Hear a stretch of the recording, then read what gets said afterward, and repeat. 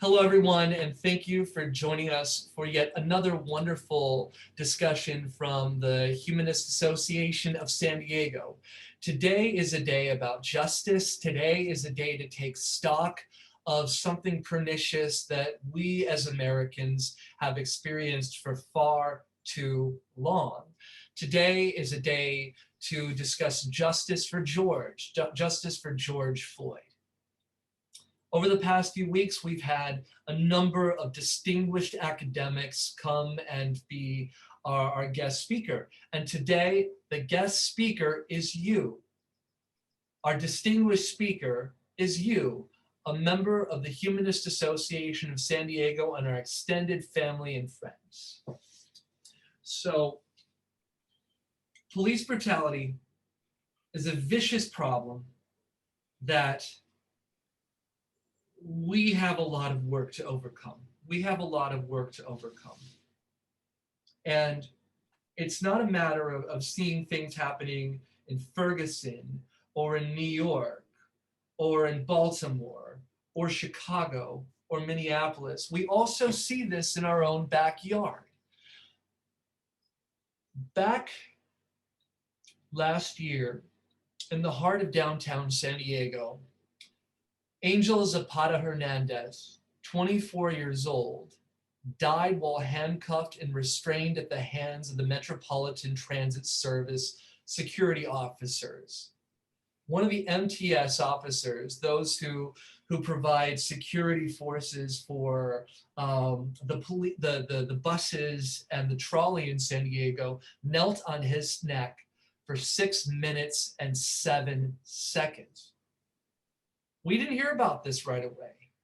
And one of the problems of not hearing about this right away owes to the fact that the MTS is not public.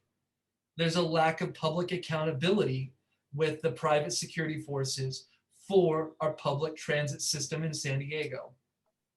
Police brutality against a person of color, where accountability is an issue. This is what we're talking about today. And I have said it time and time again. And this year, I would like to say that the Humanist Association of San Diego is trying to make up for lost time. In the past, we would sometimes focus on issues telling the stories of people of color. And this year, we're trying desperately to make up for lost time. And so some people might ask the question of why are we focusing so much on issues of racial justice and social equality? And I'll defer to a topic that we had 3 weeks ago, when we discussed Martin Luther King Jr.'s assassination, and we did a group reading of Letter from a Birmingham Jail, where Dr. King was talking about criticism of outside agitators going into Alabama. Dr. King said that this is an American issue affecting Americans. There is no such thing as outside agitators. And as I have said before, when we've had guests like Mandisa Thomas on, when we look at humanism, the portrait of humanism is the portrait of humanity. Our concerns are with people, not the supernatural or divine. And without everyone's story, the portrait of humanity is incomplete. So we are desperately trying to complete that portion of humanity where certain puzzle pieces we might have overlooked in the past or not given the attention that was deserved. So today we are continuing our commitment to increase our focus on social justice this year. And as always, while in the past we might not have given enough time, we're working actively to do so, because as I tend to say, we are humanists and we are here to help.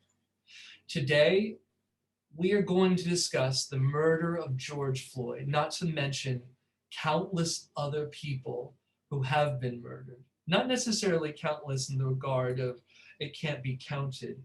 We're going to bring up some facts and figures today to illustrate the number of people who have been shot and have been killed in police custody over the last 5 years and the last decade.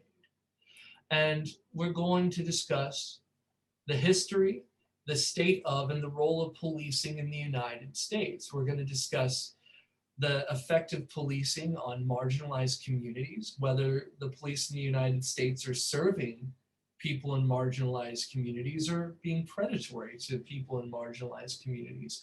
We're going to discuss what we expect and what we deserve and what we are going to demand from our police forces in the United States, from police authorities. We're going to tell our own stories, and we're going to discuss a number of potential solutions, because we are not just subjects to this situation. Some of us are complicit. Others are victims. And we can't resolve anything unless we work together. And I'll go back to my refrain. We are humanists and we are here to help. We're first going to learn what's going on, then how it affects us, and then we're going to try to figure out a way of what we can do to better this situation. We might not have a lot of power, but with the limited amount of power that we have, we're going to try our damnedest to do our part to fix this absurd, disastrous, catastrophic, and horrific situation. And we've recently come through a watershed moment in American history. And unfortunately, we may have to have this discussion again, but there's been a galvanizing effect, thanks in part largely to what Will Smith has said, that policing and racism is not a new phenomenon. I'm going to paraphrase, but filming it is. Filming it is. And from filming these situations, we've had a rallying cry across this country. And I'm going to give the last word to the daughter, the young baby girl of George Floyd, on this situation and our responsibility to continue with what the baby daughter of George Floyd had to say on this, young Gianna Floyd. That's right, Daddy changed the world. Wait, we don't. She said, "Daddy changed the world." And now it's up to us to carry on with keeping that change going. I'd like to turn the discussion now over to Michelle, who is going to discuss the murder itself. Hi, everyone. My main purpose is to give facts behind what happened. Some of you may have read a lot about what happened on May 25th, 2020. Some of you may not have, some of you may have watched the videos, some of you may not have. So my purpose today is really just give some facts behind what happened. First of all, George Floyd was in the early 2020, last year. When COVID hit, he'd lost his job as a security guard. He was working at delivering food. He was going to school, and all of that, when COVID hit, was gone. Like so many people in the United States who have lost jobs, who have lost their security because of COVID. Now on May 25th, 2020, that is 11 months ago today, Floyd walked into a grocery store called Cup Foods with two of his friends. With those two friends, they bought cigarettes, they paid with a $20 bill, and went out of the grocery store and went into their SUV, which was parked across the street. Now the two boys, and when I say boys, it's because they really looked like teenagers, came out of the grocery store, went to the passenger side. Floyd was in the driver's side. So the two boys went to the passenger side and told the men, Floyd and his two companions, that they paid with a counterfeit bill. Please give us back the cigarettes, take your money, give us back the cigarettes. The men in the SUV didn't comply, and the boys went back and called the police. What the boys said, sorry, let me keep going. When when the police arrived, they pulled Floyd out of the car, out of the SUV, and put him in handcuffs. At this point, he wasn't on the floor yet, but I do want to show you Floyd's face when he was put against a wall, because when I think it's really important to see the distress that he had. This is a New York Times video. It goes through the whole situation of what happened with George Floyd. And the video in the middle is what we're going to be focusing on. This is after he's been taken out of the car, and that's his face. He's scared. He's pleading. He's not attacking. He's pleading with the police right there. I'll stop this. Alrighty. Now, before I go on into specifics, I need to give a little bit of background about George Floyd. George Floyd, when he graduated high school, he went to college and played college football. He wanted to make it as a professional athlete and couldn't, like a lot of people can't. There's a very, very small percentage of people that can make it as a professional athlete. It's very likely that at this point in his professional career, Floyd developed a drug addiction. He was addicted to painkillers, and there are reports that show the level of drug use in college athletes because they're being asked to push past this pain. Between 1997 and 2005, Floyd was arrested several times for minor charges, drug possession, theft, trespassing. In 2007, Floyd was charged with aggravated robbery with a deadly weapon. I'm not going to go into the specifics of that because he pled guilty and he got 5 years. And I'm just not going to go into the specifics of that. Now, in 2014, George Floyd spent 90 days in a rehab center for his drug addiction. This was after he'd come out of prison. He was trying to get his, as we say, life back together, and made an effort to get clean, to get a regular job, and get outside of his circumstances. I'm not sure if you all know, but rehab centers, especially those in inner cities, have a really high attrition rate. Again, there are other research that shows just how high those attrition rates are. Essentially, what we're finding, what researchers are finding, is that rehab centers aren't so much made to help someone get away from drugs. What they're actually made is to keep cranking people through the system, because these rehab centers get a lot more money by having people coming through their steps. Not all rehab centers, there are amazing rehab centers out there, but it is very likely that a rehab center, especially in the inner city, that clearly he didn't get clean, because after 90 days of rehab, he was still having drug problems. 2019, this is where we start to see some of Floyd's PTSD being shown in the record. Floyd was detained in 2019. Now, he didn't do anything wrong. What happened was he was in a car as a passenger, which was stopped by policemen, and the car was unlicensed. So the driver was the one that did something wrong. Now, the police came into the vehicle, they searched everyone in the vehicle and everything in the vehicle, at which point they found that Floyd had a bottle of pills. They, of course, took him into custody because they weren't prescribed to him.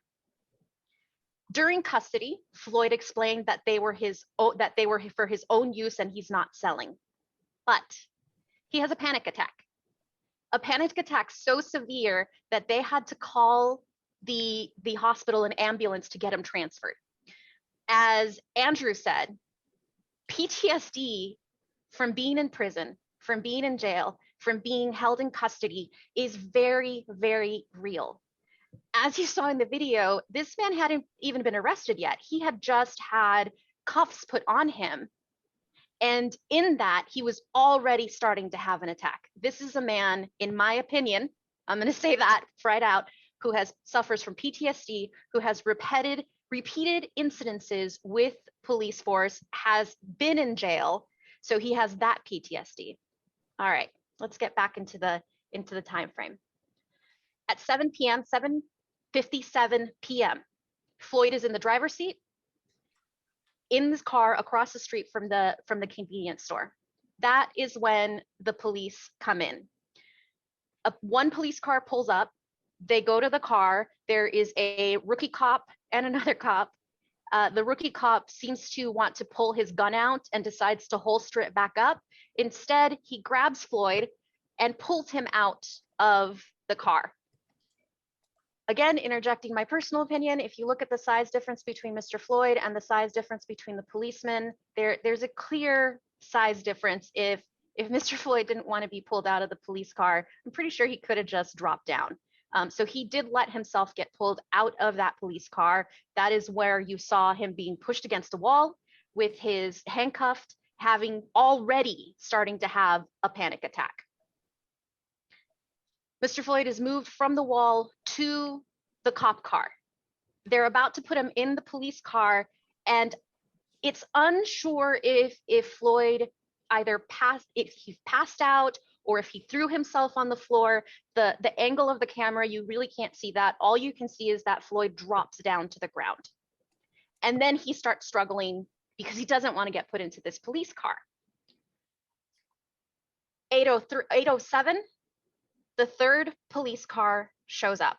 This is where Chauvin, who, as someone said, has had 17 complaints with 1 prior fatality, and Thao show up. Thao has had 6 prior complaints of police brutality. So this is a couple of cops that are partnered together, going around the city, and they're already have a problem with police brutality. As I said, the police were trying to get Floyd into the back of the cop car. Now, I really wish I could show you this video, but I'm trying to be very specific about what videos I show you. Essentially what happens, Floyd and 2 cops, including Thao, are on the sidewalk side of the car with the back door open. They are shoving Floyd into the cop car, and Chauvin opens the street side back seat, grabs Floyd, and pulls him through the car. Remember, the intention was to put Floyd into the cop car, but Chauvin actually pulls him through the car and out of the car, throws him on the floor, and that is now where 3 policemen have their knees on Mr. Floyd. Chauvin on his neck, another person on his back, and another person on the lower back towards the glute area. 8:20.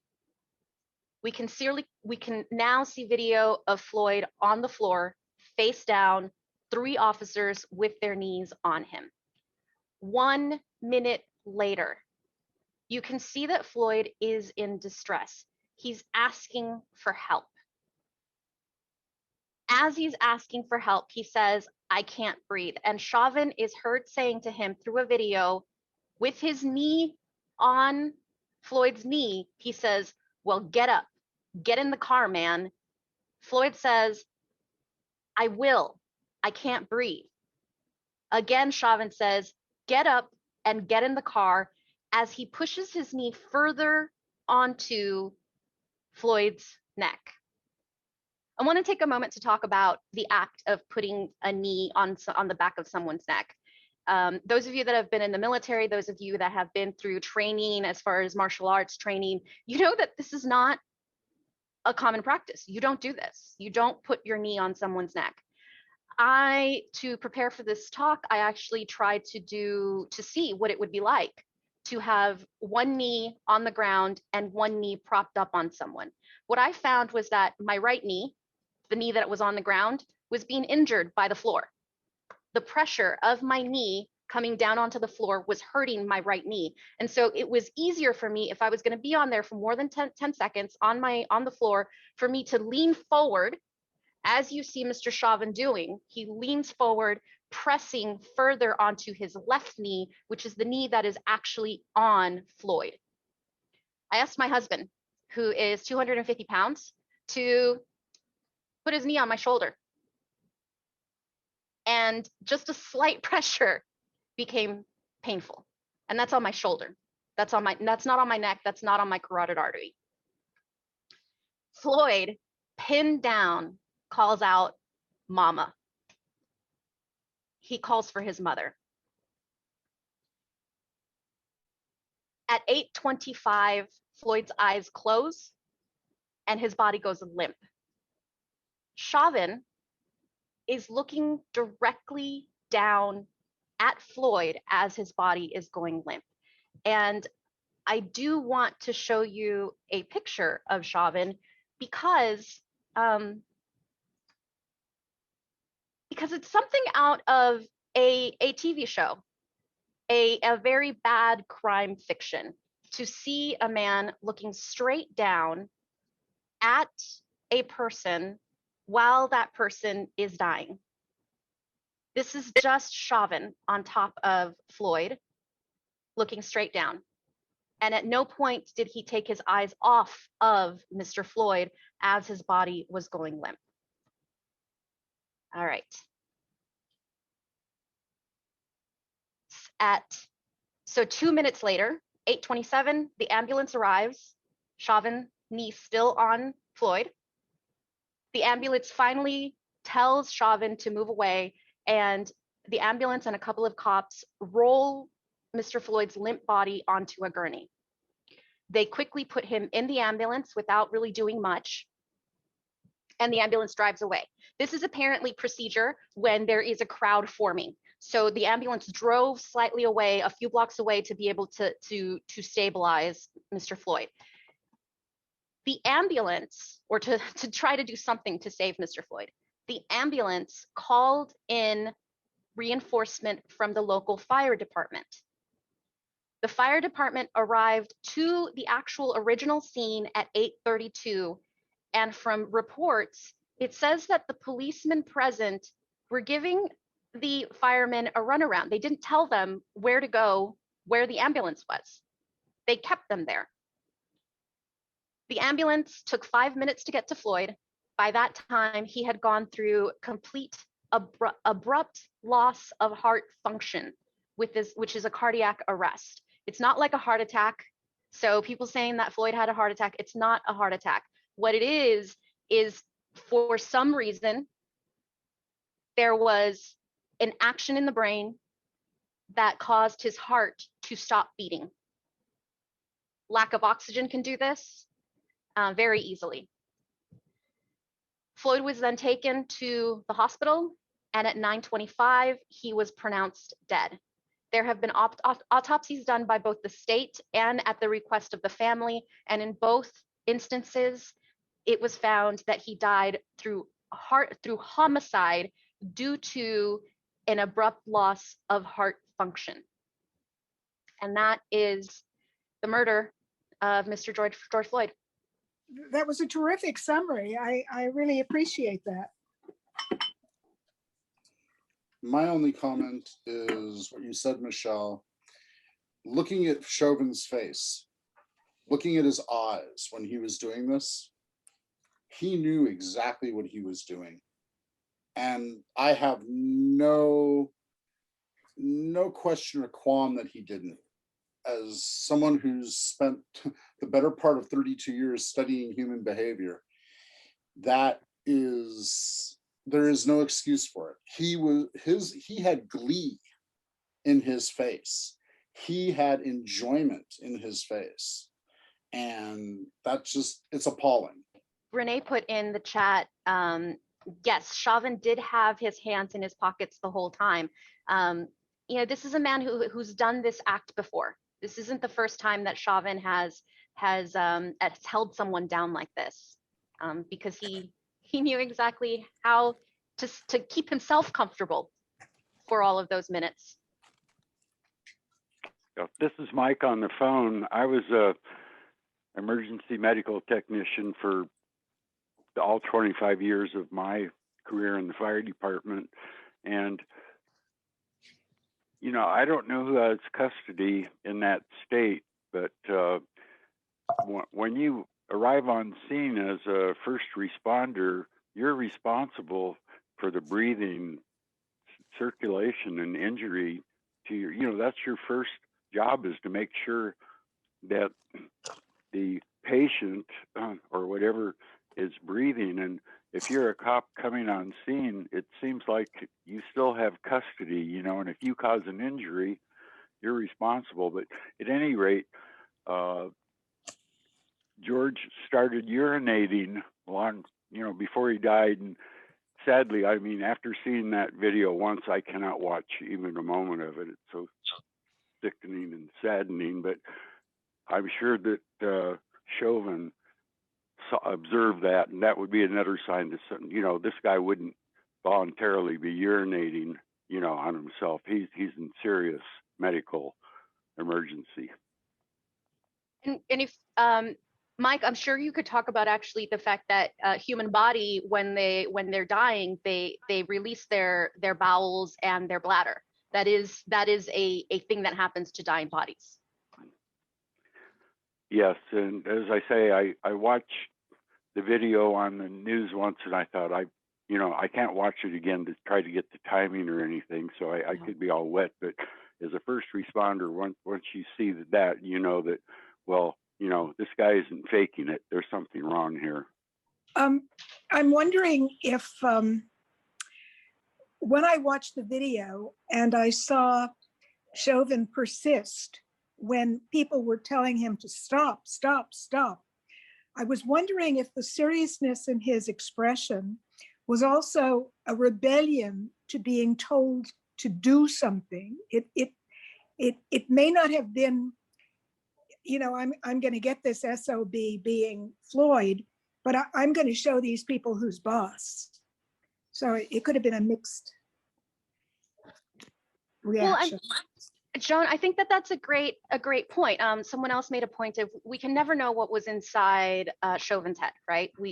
He's his own person. We can never know. But what we can do, as Jeremy said, is look at the expressions on his face, and also look at the expressions on Thal's face, because Thal was the one that was holding back the people who were asking for them to take his pulse. At one point, the people recording said, "Just take his pulse. Just take his pulse." And Thal said, "Yeah, we will." And he pointed over, and it was just, it was very callous on both of their parts. Angela brought up something very interesting.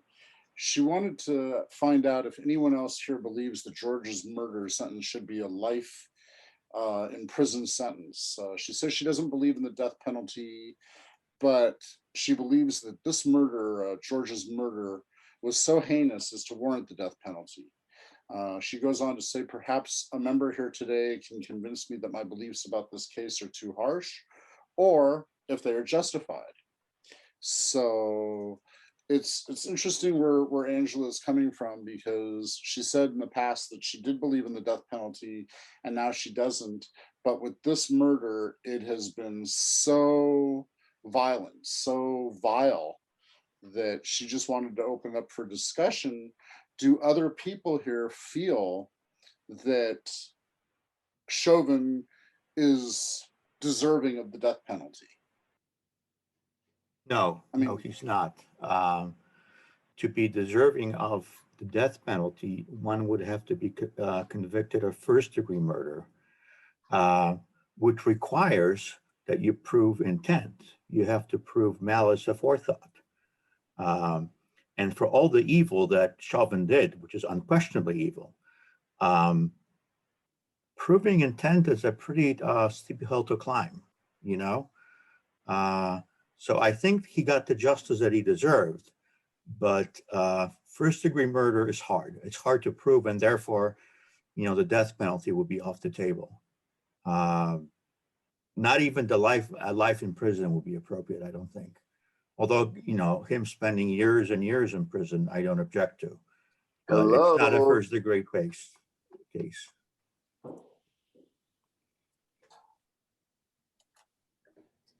He's going to be doing some pretty hard time in prison.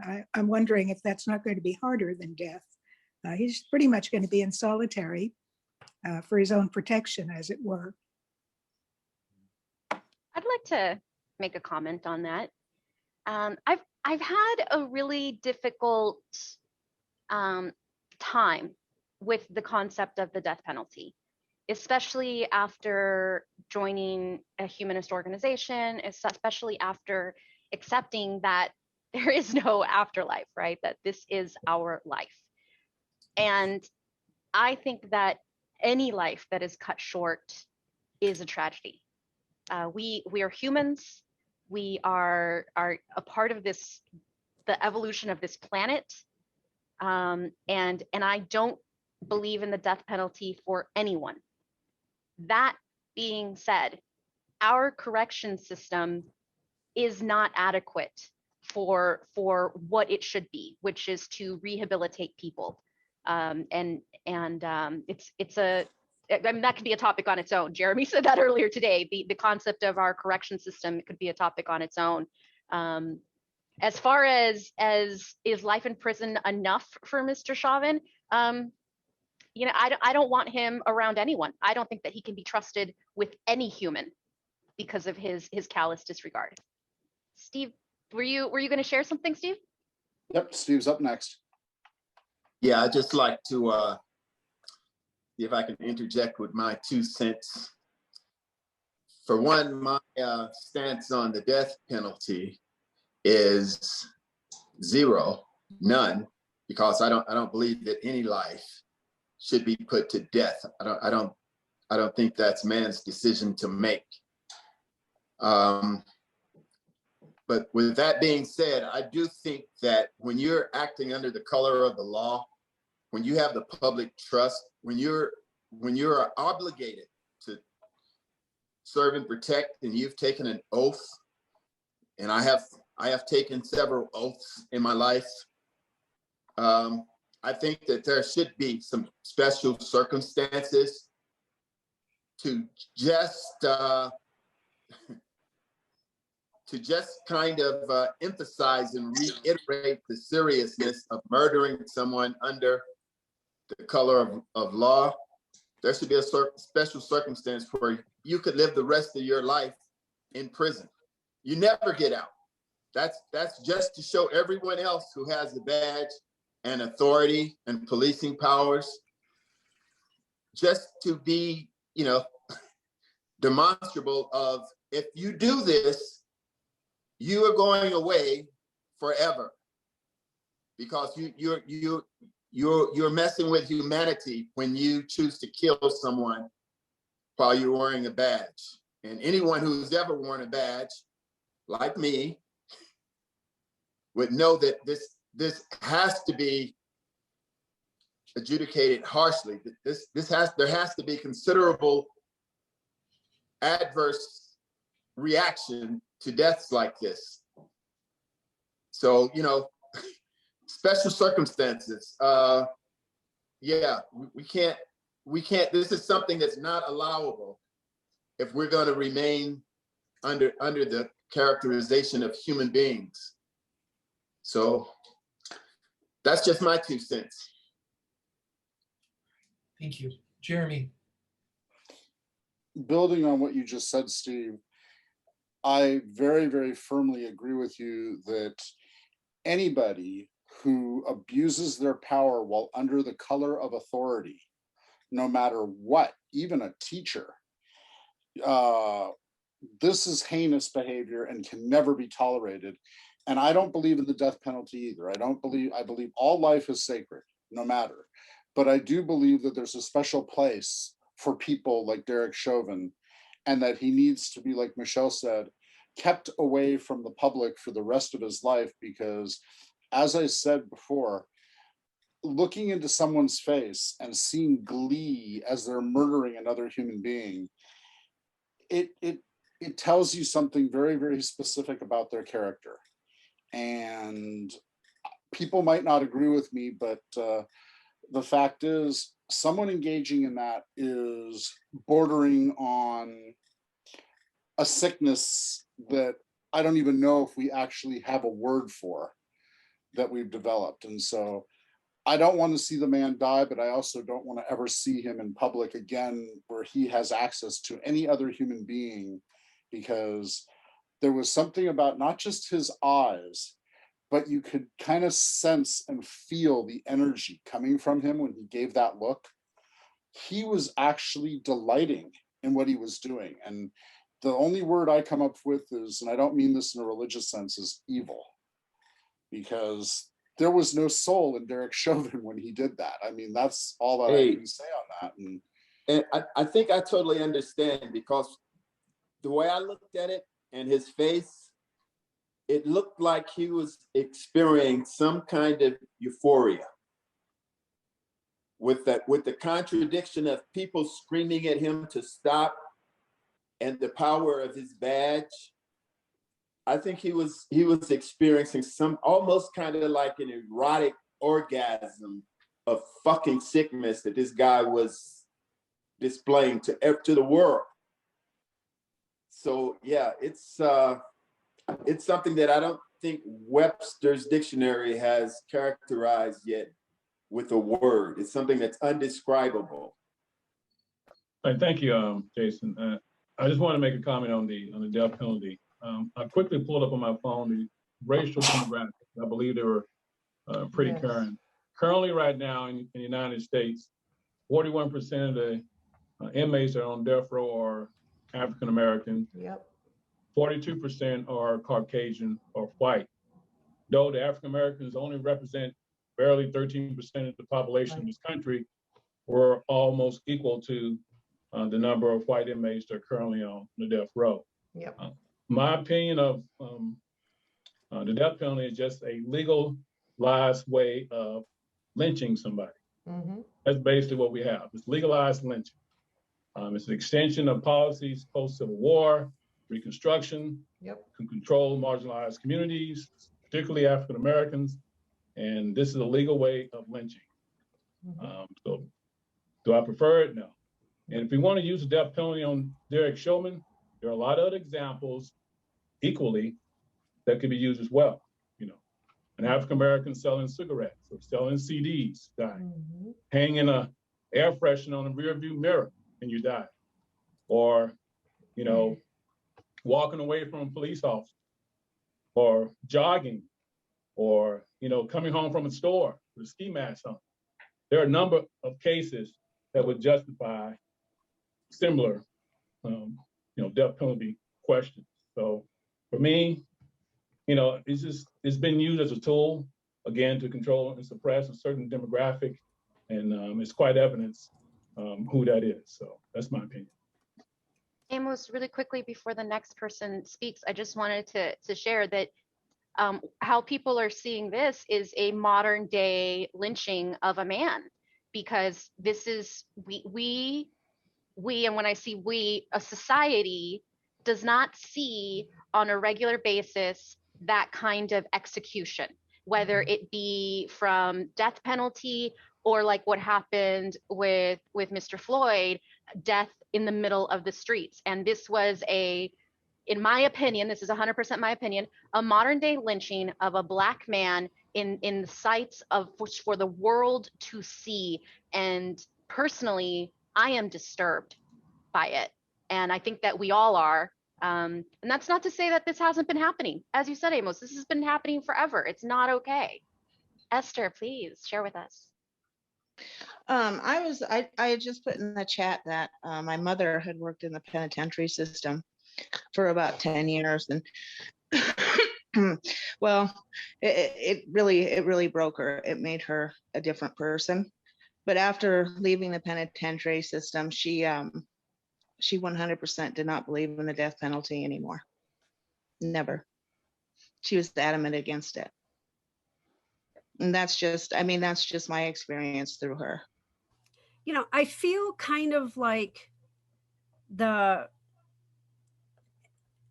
death penalty should be that absolute last resort. And I know that probably the vast majority of people on death row don't actually perhaps deserve the death penalty.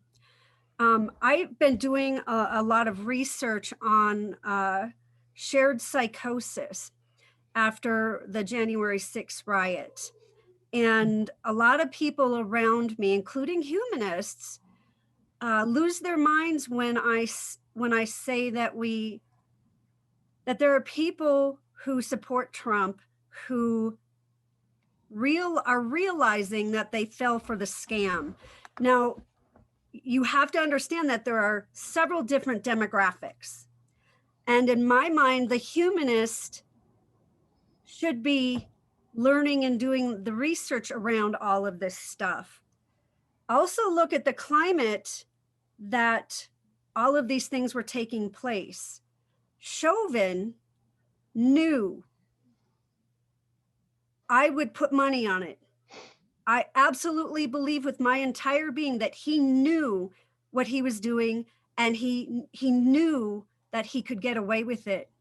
What he didn't know was that people were recording the incident, and that so many people watching this man being murdered would be so traumatized by it. And so when I look at the different demographics that attacked the Capitol on January 6th, okay, so you've got, of course, your diehard white supremacists and your religious nationalists. You've got all of those folks. I'm not talking about those folks. The people I've been focused on when I'm talking about shared psychosis is people who, for lack of a better term, they've been brainwashed.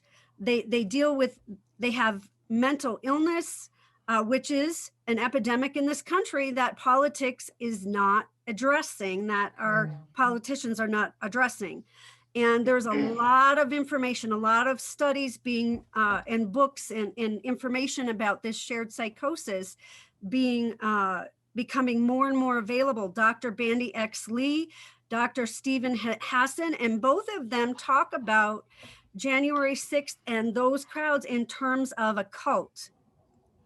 So when I'm looking at these different demographics that are following Trump, the vast majority of them, I'm not friends with them. I'm not justifying anything about them, but there's a small demographic that I do feel as a humanist that we can reach out to and try to help them get not only the help that they need, but they're also dealing with the realization of the terrible things that they might have done and said because they fell for all the Kool-Aid. They fell for the conspiracy theories. Now, Derek Chauvin, and I'm not claiming to be an expert by any means, so but just hear me out. Derek Chauvin, in my mind, is not in any of those categories. He is in the same category as Trump. He is that person who has the pathological narcissistic personality disorder. So what that does, and this is why you see zero empathy in his face. This is why he knew he could get away with it because Trump was president. This is why in the courtroom, he has zero remorse, and his only show of emotion is the moment the judge remands him into custody. That's the only moment in the trial where you see anything in his eyes, is when the judge revokes his bail and remands him into custody. And this is because of this narcissistic disorder, personality disorder, I believe. And I've been reading a lot of Dr. Bandy Lee's stuff. And so these people, so as a humanist, even as George Floyd might have committed some crimes, he didn't do anything remotely like this ever in his life, really. He was struggling to get his own life together. He was trying to do right by his family and his loved ones, and trying to muddle his way through a system that essentially took advantage of him. And that's what I believe Chauvin did. Chauvin took advantage of him and this situation. And also, including the fact that You know, I too am a veteran. And when I look at police, when I look at anyone in uniform, the bar has to be higher. It has to be higher. And we have standards. Obviously, when Trump was in office, we lowered a whole lot of standards, worse than they already were. And we have to fix this. This is a chance. The whole world saw it, and the whole world woke up during Trump's tenure when this happened. So we have an opportunity here. And I know that the death penalty is off the table all the way around, but that doesn't mean I don't believe he deserves it, because I absolutely do believe that Chauvin probably tortured animals when he was a kid.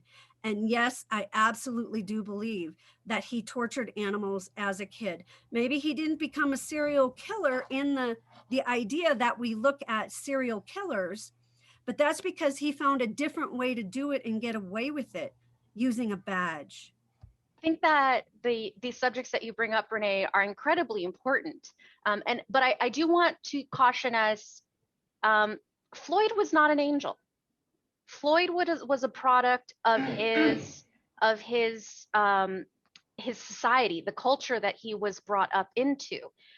He did, and I think the reason it's very important to talk about some of the things that he did that he was arrested for is because no one deserves, as you said, Renee, none of the things that he did deserves the death penalty, which is what he got, what Floyd got. Floyd got a death penalty for a couple of kids thinking, or rightfully so or not, that Floyd and or his companions gave a fraudulent $20 bill.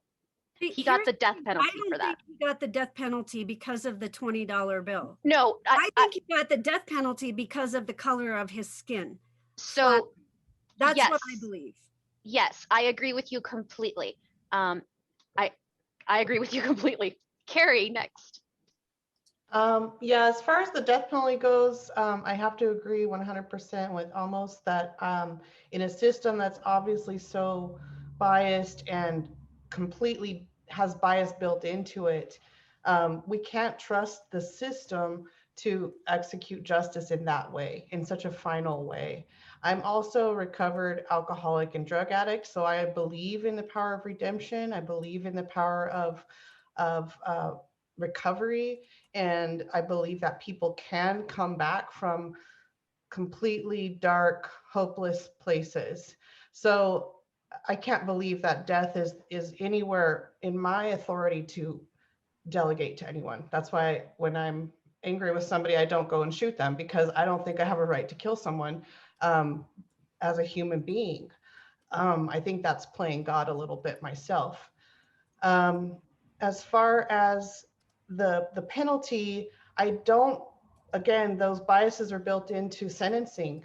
If you look at the history of sentencing and how those are determined, all of that is built into the system that has all of the prejudice and bias already implicit. I do, however, believe that the point of this situation and Chauvin being actually convicted on all 3 counts is that it sets an example for other people who may think, oh, I'm above the law, I can do what I want, I'm a cop. I know people in law enforcement, and they do tend to have, they're fear-driven. And when you're fear-driven, you are oftentimes reactive in fight, flight, or flee, or freeze, and what they do is fight often. And so I truly believe that the biggest, most important part of this is the conviction, and that it sticks, and that he has a sentence, whatever that is, because I think that's what people need to see in order to believe that the system might actually work, and to reduce our collective trauma. I mean, we're all traumatized by what we saw that day, every single one of us. And it also needs to be an example to other law enforcement and other people who believe that they have the right to take life, that they too could be convicted, they too could be held responsible, because the problem that as far as I can understand from since I've been paying attention, I started paying attention at Breonna Taylor. I know that that's probably way late to the party, but to me that was like a real eye opener. And I just really had a moment where I realized like, this is so wrong and there's something wrong here that has to be fixed. And, but you see over and over again, people not being held accountable and police officers getting away with it with a complete impunity. And I think that the most important part is that he was convicted and he will be sentenced and hopefully he'll serve his sentence. I don't care what that looks like for him. I don't have enough compassion or empathy for him to care. I just want some sort of justice. And I want there to be an example for others who feel that they can break the rules as well. So thank you all. This is a wonderful discussion. I appreciate all of your sharing. Carrie, great point. And I want you to know that there is no such thing as coming in late to the conversation. The best time to do something was 10 years ago, and the second best time is right now. The fact that you came to the conversation and that you, I mean, you're in the right place. You're in the right place. Okay, I just have something super quick to say about the death penalty. So I'm 99.9999% against it. So let me tell you when I'm for it. The first case is crimes against humanity, and the second case is high treason against your country. So that's what I'm going to say about the death penalty. My other question had to do about policing, namely, how did someone like Derek Chauvin get hired by the police department to begin with? I mean, what kind of a psychological workup do these guys have to go through, or maybe not go through?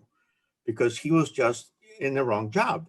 I mean, I don't know what he could have been in life, maybe only a few things, but a cop he shouldn't have been. So just throwing it out there. I think that that's an absolutely important point. And it's one that, again, could be its own discussion. There are psychological workups that are done for people who want to be in the police force. I have interviewed people who have applied for the police force here in San Diego and were denied because he doesn't know why he was denied the first time, but the second time, and again, this is anecdotal, so take that for a grain of salt.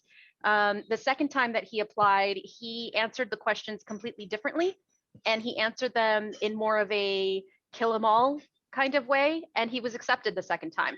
But he ended up declining because he just couldn't be okay with that. So, and that's in San Diego. I'm not saying that that's all over. And if anyone has had different experiences, again, this is my anecdotal interview. Others might have different experiences. But with that, Jason, I think you're next. Thank you. So on the question of capital punishment, as humanists, I would say that we might otherwise be against capital punishment because we would also take into account, as it was brought up, the idea of people redeeming themselves, that circumstances at the time may have led to terrible outcomes, and that we're throwing a life away because of a moment of bad decision. And if people can be rehabilitated, which I think, and I'm not the person to ask on this, we have mental health professionals on here with decades of study, and they're the people to ask about recidivism and redemption. We would hopefully see that people could otherwise have some element of redemption through psychotherapy, psychopharmacology, rehabilitation in various ways. For example, in places like Norway, where Anders Beyer Breivik went on a hunting episode at this camp for teenagers, the longest that he's going to serve in prison is 24 years, because in Norway, in other countries, they have ideas that murder shouldn't be met necessarily with life imprisonment. Zem brought up a really interesting point about crimes against humanity and high crimes against your country. And with seeing how passions can flare up among individuals, especially among groups, we should strive for something and aspire to reach a higher consciousness besides the momentary whims of lex talionis, an eye for an eye justice. This is something that we should aspire in a more greater fashion to. And thinking of this, I'd like to move on to the next topic. Because we're talking about one instance of police brutality. And to understand this, we have to look not only at police brutality in the immediacy, we have to look at trends. This is the great thing about the social sciences, where people who look at current events are in the news business, but people who study the social sciences are in what's called the olds business, because we have to see if something is meaningful. To see if something is meaningful, we need to see it in context. And there's a lot of context that's available to us, a hell of a lot of context. After Michael Brown shooting in Ferguson in 2015, the Washington Post started looking at the numbers. They started looking at the numbers, and more than 5,000 people have been shot by police in the United States. And this is outside of just kneeling on someone's neck and suffocating them. Oftentimes when we see these circumstances, we see this in terms of someone shooting someone, like Dante Wright the other day, where the police officer in Minneapolis again, saying taser and drawing a firearm and shooting Dante Wright for a minor traffic infraction. And so we want to see how endemic police shootings are in the United States. And since 2015, more than 5,000 people have been shot by cops. 988 people were killed by cops last year, shot or killed by police last year. And I want to look at how endemic this is. And the United States is head and shoulders above other countries. The Council on Foreign Relations studied this as well. And it looked at the United States in context, and it demonstrates that democracies orchestrate their police forces in different ways. In the United States, we have 18,000 law enforcement agencies in the United States. 18,000 law enforcement agencies, from the FBI down to the local police force in Schenectady, New York. We have 18,000 police agencies across the United States. Do you know how many police agencies Canada has? The entire country of Canada. Do you know how many police agencies they have? They have less than 200. According to the Organization of Economic Cooperation and Development, they've looked at how these police forces have acted in terms of brutality. And in 2013 to 2019, out of the less than 200 police agencies in Canada, only 224 people died from incidents with police. In Canada, 224 people died. And in that time, 7,638 people died in the United States at the hands of the police. In a decade, 22 people were killed by police in shootings in England and Wales. And 19 people die a week in the United States in terms of police shootings. Between 1991 and 2017, if you want to talk about a more rough and tumble individualistic country that's more similar to the United States than Sweden, Denmark, Canada, or England and Wales, Australia. Between 1991 and 2017, 11 people were killed by police in Australia. And according to the UN Code of Conduct for Law Enforcement, which the US is, I believe, a signer onto, it says that this type of force should be used as a means of last resort alone. Last resort alone. And looking at this from the Washington Post, we see that Black Americans are disproportionately killed by police. And it's not just people who are shot by police who are armed, unarmed people shot by police. and Black men are far more likely to be fatally shot while unarmed. Unarmed. Police killing by country. Look at this. There is something fundamentally wrong with our country. Fundamentally wrong. This from an organization called Prison Policy.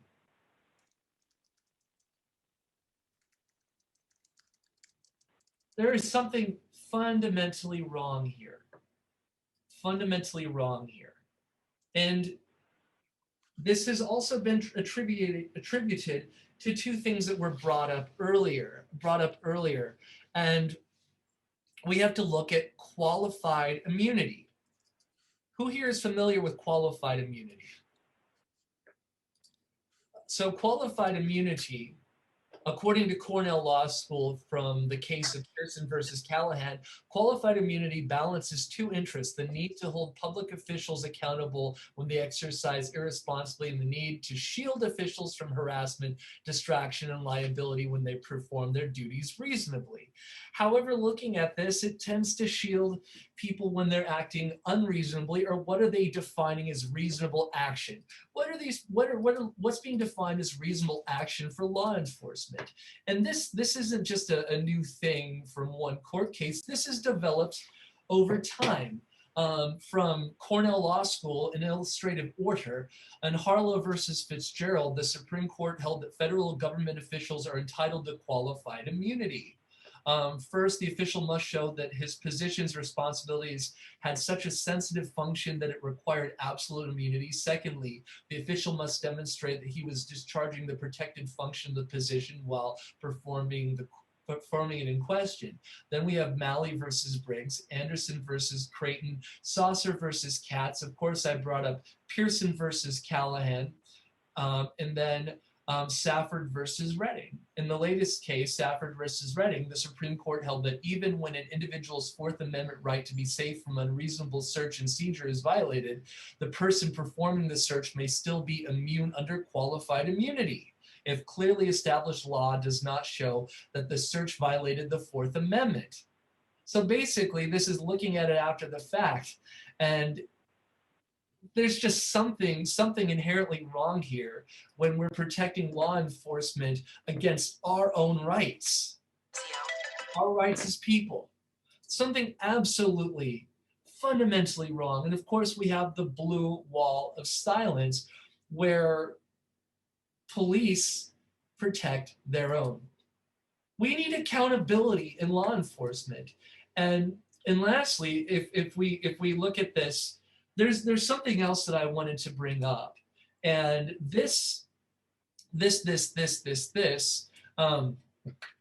for many years, this was initially used to target organized crime, but all too often there's this thing called civil asset forfeiture. When you think that the police are just typically innocent, for years, police agencies in the United States were allowed to rob people, to mug people, to take things from the public and use them for financial gain. It's called civil asset forfeiture. And the Supreme Court finally heard a case on civil asset forfeiture where this gentleman, Tyson Tim, was driving his $42,000 Range Rover that he bought with insurance, with life insurance from his father's death. And he got caught and he was committing a crime that had nothing to do with his $42,000 Range Rover. Yet the police confiscated his Range Rover and said that it was being used in the commission of a crime. And for a minor crime, Mr. Tim had his $42,000 car confiscated by the police so the police could have financial gain. And in that particular case, the Supreme Court came out saying that this violated the Eighth Amendment's restriction against excessive bail. But it only limited it to Mr. Tim. It didn't extend it all across this country. So the police in the United States there are good cops, sure, but we see that it's not just a matter of brutality. It's this feeling of authority and immunity that's backed up by law through qualified immunity with this feature called the blue veil of silence that has caused this separation for the people who are supposed to serve us and serve the public good to prey and be predatory on the people. And this is largely institutional in nature. And I'm going to turn the conversation over now to Jeremy to talk about and discuss the institutionalism aspects going towards the mindsets, the psychosocial development, the militarization of the police, and as Zimbardo called it, the Lucifer effect. Thank you, Jason. This is a very complicated subject. I've been reading things in the chat and people are of various different opinions. And so for those of you who don't know, I am a developmental social psychologist with 32 years of experience and looking at, first of all, the militarization of the police. Well, what precipitated this overreaching response? How did we get to this point? Well, for one thing, war comes home. And what do we mean by that? It's not just the change in equipment, it's also a mentality, a change in attitude. Police consider themselves at war with communities, and this started happening in the late 70s, early 80s. We talked about this before with 1973, the Drug Enforcement Agency became a legitimized, agency of the government. We, the United States, started picking fights or wars with other countries because we wanted to, as we said, stem the flow of drugs, which was really nothing more than to make people rich and to take control of countries. And in doing so, we militarized countries. What we also did is we brought in gang activity to our own country. And in bringing in gang activity, guess what? The police now had people shooting back at them. They militarized. They started becoming more aggressive. And in doing so, they went overboard because every citizen now became an enemy combatant.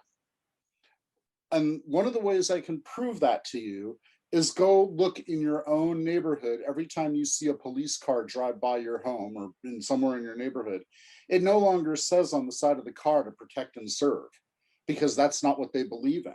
They don't believe in protect and serve. They actually are militarized. They have flak jackets. They have high-powered AR-15s. They look at everybody as an enemy. But back to where does that come from? Why are they at war? It's not just that there were gang activity. Also, these supposed public servants mostly are people who come from a military background. They've either been in the military or they've served in some capacity in the military. They come to back home. What they know is killing. What they know is that when they've been in the military, everybody is an aggressor. And that's a form of PTS that doesn't necessarily get treated. And so all of a sudden you have all these people running around with weapons. They're given a badge, which means they're given permission to be a killer on the street. And they think that they are rightfully able to do whatever it is that they need to do. So if that means killing another human being, that's what they believe. And I know those are broad generalized statements I'm making, but we're looking at patterns of behavior. Like Jason said, over 18,000 law enforcement agencies in this country alone. We're looking at patterns all over the place, and we're seeing the same thing over and over. So, humanists, we're advocating more of a return to a less dangerous, more collaborative style of policing. This is what that wonderful terminology, defund the police, got blown out of proportion, because as someone who is a mental health professional, I believe firmly that the police should not go to every call. First of all, they don't know what they're going into.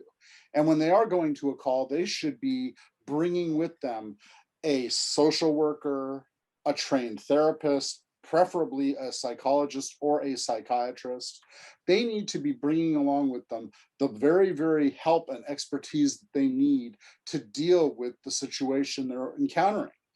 For instance, right here in the city I live in, Huntington Beach, there was an autistic young man who was basically killed in a Costco, or not in our city, excuse me, Corona, but he was killed. Why? Because he was refusing to follow the police's instructions.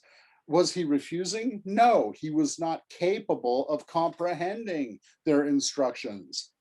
So therefore, he was victimized, killed in front of his parents, who are now traumatized for the rest of their lives. And for what? Because the police, and this was an off-duty police officer who decided to pull his gun and shoot this young man. Why? Because the young man would not comply and was struggling with him. Oh, wait a minute, struggling with him. Derek Chauvin, do we see some parallels here? This is about power tripping in a lot of ways. People who are in positions of authority believe they have a right to dictate, you will do what I tell you to do, instead of them being trained appropriately to handle crisis intervention, to be able to understand when they're dealing with mental disorder, or even someone who doesn't have a mental disorder, but who is exhibiting a mental crisis in that moment. So all these things are very serious. And going on, you know, we look at the commercialization of defense. Police receive most of their militarized equipment through federal programs, two of which, the 1033 and the 1122 initiatives, in which the Department of Defense transfers excess military equipment to local law enforcement. Why would this be necessary? Unless you have the mentality that everybody in your city is an enemy combatant. So again, there's a mentality here, a mental piece that police are abiding by or believing in that's pushing them in this direction. In some cases, the equipment that's transferred through these programs, simply it vanishes. Due to lack of use, lack of bookkeeping, it disappears. In fact, in one case, there was a community college that was given an armored vehicle. An armored vehicle to what? To go against students who are protesting? I don't think everybody on here is old enough to remember, but those of us that do remember Kent State University, yeah, the military, the National Guard came out and shot up the students on a university campus. We do not need to do this to protesters. We've heard about all this with Black Lives Matter since Derek Chauvin, that, oh, these protesters are out of control. No, the protesters are not out of control. It is the agitators who come in after the protesters and purposely do things like burn down buildings, cause havoc in order to get the whole thing riled up. So again, we need to be telling the truth. We need to be looking at what's going on. And one of the most important parts is, since the inception of these programs, 11,500 domestic law enforcement agencies have taken part in the 1033 program. That means they received more than $7.4 billion in military equipment to use on American citizens, not combatants of war.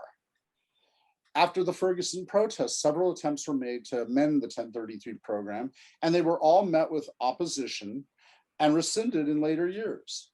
Why is the government rescinding these, or should I say our congressmen, our senators? Because they know exactly why they want to militarize the police. And that leads into the next point, which is forces, tactics, instruments, mainly private prisons. And why is that so significant? Because when you privatize prisons and you put that money into a private corporation, the only way they can make money is to make sure the prison is full. And so they make deals with governors of states in order to keep the prisons full. But in order to keep the prisons full, the governor of the state has to do what? they have to contract or basically tell their Manage. police force, you need to fill these prisons. And who are they going to fill it with? They're not going to fill it with people who can afford an attorney and get out of whatever trumped up charge they're given. What is it? It's being filled with people who are Black and brown and poor because they can't afford the attorney to fight back. And so all of a sudden you have all these people being stuck into prisons. They can't fight back. They're basically being stuck into a debtor's prison. And what's happening? This is just making the people who own the prisons more and more wealth. This is a vicious game. And this is being purposely done. And I want you to think about, what are the emotional consequences, not only to putting someone in prison, but into their family, to their spouse, their children, their parents, people who shouldn't even be in private prisons and are there just so that these prisons can get profit and so that police can round up more people off the streets to justify their using militarized tactics. This is all very, very planned out. And how come I can say that this kind of stuff is planned out? Because we can go all the way back to the beginning of our country and see that there's been a move since the beginning of the Constitution to make sure that people of color do not have access to the same laws as the rest of us. Another thing that's important about all this is Immigration and Custom Enforcement reported in 2016 that private prisons now held nearly 3/4 of federal immigration detainees. These private prisons also hold an unknown percentage of people in local jails, places like Texas, Louisiana, a handful of other states. The supporters of these private prisons tout this idea because they say they can save money through privatization. This is exactly the opposite. They're making money and they're spending as little as they can. And why would they be doing that? Because this is a greed fest. So these private prisons have been linked to numerous cases of violence and atrocious conditions. The Trump administration sued the state of California on Friday, asserting that a new state, and this is in the past, asserting that a new state that bans for-profit prisons unconstitutionally interferes with the federal prison system. Well, wait a minute, how can this be interfering? A privatized prison has nothing to do with the Constitution because it's privatized. So again, you can see there's a huge amount of, for lack of a better word, BS that is being engaged in and propagated by government because all they want to do is create contracts that discriminate against people so that they can make and maintain profit from prisons. The other piece that's so important about this is that police militarization, and this is from PBS statistics, fails to protect officers and targets Blacks and others, people of color, people who are poor, and has a profound effect on people who protest. It doesn't reduce the rates of violent crime. It doesn't change the number of officers killed. What it does is it makes systemic problems continue, because the consequences of all of this militarized force is that the law is actually, law enforcement in the court of public opinion is not affecting change. It's in fact doing the exact opposite. This study found that merely seeing materialized units can erode public confidence in law enforcement and give off the impression that a police department is overfunded. Again, that's why you hear the words defund. So what was found is that predominantly Black areas witness more of SWAT deployments, more, and when we say SWAT deployments, we're also referring to militarized equipment. And we're seeing more of that in low income areas with a 10% increase of African Americans living in that area. And that increased a 10% deployment per 100,000 residents of SWAT interactions. Why is this happening? Because they've been militarized. They have this force, and on top of it, they had been programmed to believe that they're fearful of Black communities, of poor communities. And so therefore, that's why they're engaging in this. So that pretty much wraps up militarization. But the other piece that Jason brought up that's so significant is, what is this doing psychologically? Well, another form that you can look at very basically of militarization is what happens when you put razor wire around a barbed fence or around a chain link fence around a school. What is that going to do to the psyche of the children and the parents and the teachers and the employees? On and on and on this is going. It's all over the place. It's not just militarization of the police driving down the street in a SWAT vehicle. It is a mentality that is pervasive in the society at this point. And this is exactly why someone like Derek Chauvin did what he did, because he thought he could get away with it, because he has been programmed through his work to think, I am the law, I'm entitled to do this. I can't be held accountable because I'm working under color of authority, like I said before. And so he abused his power under color of authority. He was militarized. His mentality was militarized. He has no care in the world. And a couple of things that were in the chat that people were saying that Derek Chauvin is not mentally ill, even though he's exhibiting narcissistic personality disorder. Well, narcissistic personality disorder is considered a mental illness in the DSM, the Diagnostic Statistical Manual of Mental Disorders. And even though he might not be diagnosed with a mental disorder, that doesn't mean he doesn't have a mental disorder. That doesn't mean that he is doing things like what was suggested earlier, that he probably killed small animals as a child. I would bet on that too. But just because someone hasn't been diagnosed doesn't mean that they don't have a mental disorder or that they aren't a sickness. The fact is, we have found more and more frequently that more and more people in law enforcement are not properly diagnosed. And when I say diagnosed, I should even say they're not properly vetted to see if there's anything that calls into question their mental fitness to be a police officer or a corrections officer or in the military or a politician. On and on this can go. So with that, I'm going to turn it back to Jason. Yeah, and I was going to say, and we'll start the open discussion in a moment. But when we look at what's happening, we can watch MSNBC, Fox News, CNN, but there are hard numbers available out there. And there's information on human psychology out there that if you dig a little bit deeper, you know, you can rise above pedestrian arguments and you can get a greater perspective of what's happening. You know, for example, we have tons of racial profiling out there. Stop and frisk, for example.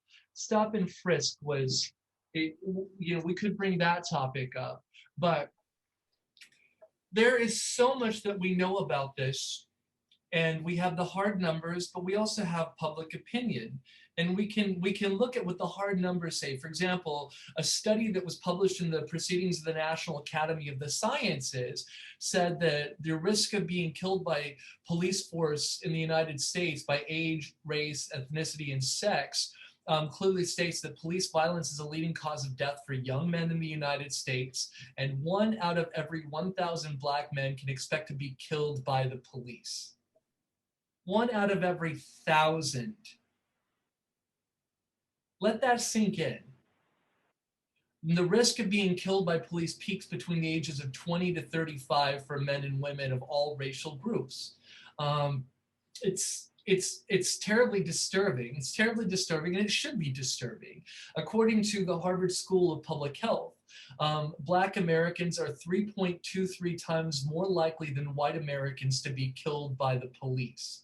And this was research by examining 5,494 police-related deaths between 2013 and 2017. And when we look at it, white Americans are what, about 68% of the population, Black Americans are 13% of the population, and yet Black Americans are 3.23 times. You could say, well, Black Americans live in economically disenfranchised areas, and if Black Americans would stop committing crimes, then maybe the police would stop killing them. It extends far beyond those rather pedestrian, oversimplified responses. And it also goes down to the fact that if you're in the United States and you're in a marginalized community, whether you're a person of color or you're an LGBT person, because let's not forget the police are brutal to LGBT people as well. What do you think happened at Stonewall, the Stonewall riot back in 1969? That was a group of LGBT people literally fighting back by throwing bricks and bottles at the cops when the cops were raiding the Stonewall Inn down at 14th and Christopher Street in Lower Manhattan. We can also look, and this was brought up, that the National Alliance on Mental Illness has come out with a study saying that half of the people killed by police have a mental disability. The police are killing people who have a mental disability. These are people who need to be handled, one second, Jeremy, who need to have a greater amount of consideration. And this isn't merely about the facts out there. We also have to, when we want to change the circumstance, we have to get it through people's heads what's happening. And according to Pew, the Pew Research Center, opinions about police officers differ wildly between racial and ethnic groups, with white people holding a more positive opinion about police officers than Black and Hispanic people do. Quote, the racial and ethnic divide is most apparent when it comes to police officers treating all racial and ethnic groups equally. And when we look at this and we look at the people who we're discussing with, there's little cognitive shortcuts when you're talking about psychology, from psychology, sociology, economics, or political science, called heuristics, little cognitive shortcuts, and it's based on what people are actually thinking and what trips their cognitive wiring. It's also called dog whistles. And 7 in 10 white Americans, 72%, say police officers treat racial and ethnic groups equally, at least some of the time. And half of Hispanics do, and only 33% of Black adults say the same. And it causes me, it has me saying, well, I wonder why that is when 3.23% of you're 3.23% more likely to be, 3 times more likely to be killed if you're a Black American, and 1 out of every 1,000 Black men are at risk of being killed by the police. And this isn't merely just about deaths. You know, the studies that have come out looking at police stops in California. Jeremy, I'll turn this over to you for just a second, but this is about our personal experiences. So after Jeremy's comment, we're gonna give this over to Amos, and Amos is going to tell his personal story of being pulled over, maybe go into the quote unquote, the talk that Black parents have to have with their kids about dealing with the police and staying alive, and then our own personal stories. Jeremy. Thanks, Jason. You know, and some of the things I was reading in the chat, and this brings it up, is we're talking about funding and the police and what's going on. Well, I can give you specific statistics in the county of Orange where I live. 81% of the county budget goes to the district attorney, goes to the sheriff's department, and goes to the jails because we don't have a prison. Well, for one thing, the jails are run by the sheriff. That means the sheriff is getting 2 portions of that pie. The district attorney is getting 1 portion of that pie. That pie was 81% as of 2020. We're only a few months into 2021. Well, that means 19% of that budget is for homelessness, food insecurity, education, elder care. I can go on and on and on. And someone put in the chat regarding the city of Irvine is doing things like wanting to bring in mental health professionals. Yet someone else put in the chat, Angela, that she, with a friend of hers who was disabled with epilepsy, which is a invisible disability when you're not having a seizure, were actually stopped at gunpoint by the Irvine police. The Irvine has always said, oh, the safest city in America. Well, the fact is, Irvine is part of Orange County. The money is not going to mental health. It is not going to help people. We know in my county exactly where this money is going.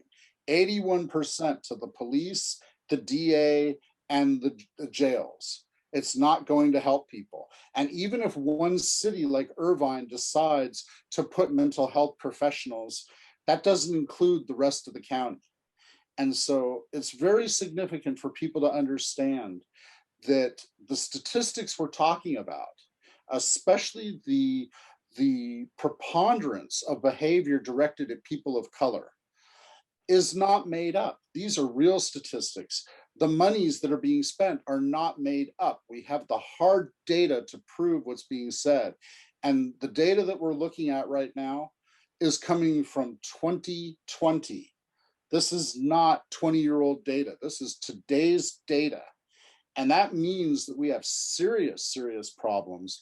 And I would love to have Amos talk about his own personal experience, and also to invite others to do that, because people on this chat have had personal run-ins with the police, and it is not a good situation. Amos, over to you. Oh, thank you, Jeremy, Jason. I'm given an opportunity to talk about at least one of my experiences. I've had many, as other African Americans in this country.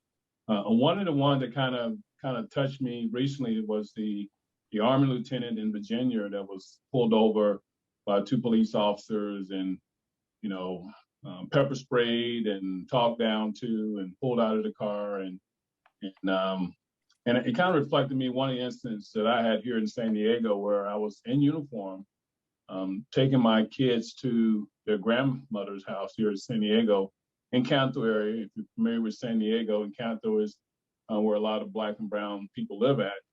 I had a nice car, brand new Infiniti. So with that in mind, most African Americans know that when they get a new car, especially a nice one, you need to be on the lookout for that, just a bright target for police officers to pull you over. As such, mentally, I was prepared for that. I was at a stoplight, and the light was red. I was making it right to go down the street to my kid's grandparents' house, and just simply stopped and made a right. Wasn't going very fast, just made a right, stopped, made a right. And then shortly after that, sirens flaring and police pulled me over. Of course, I'm thinking of what could I have done? I stopped at the light, looked both ways, I made a right. And yet, I got my kids in the back seat and I'm, pulling over. As a police officer approached me, of course, the first question that most of us would ask is, why am I being pulled over? For most white Americans, I believe that there is a response from the police officer when asked that question. However, for most Black Americans, oftentimes they will not answer that question. And there's a reason why they don't answer the question, because it allows them more time to investigate, look who's in the car, look at the type of car. They go back to their police car and run license plate, check to see if you have a minor outstanding warrant. So by not answering the question, it allows them more time to look for something, assuming that you've already been criminalized or did something wrong.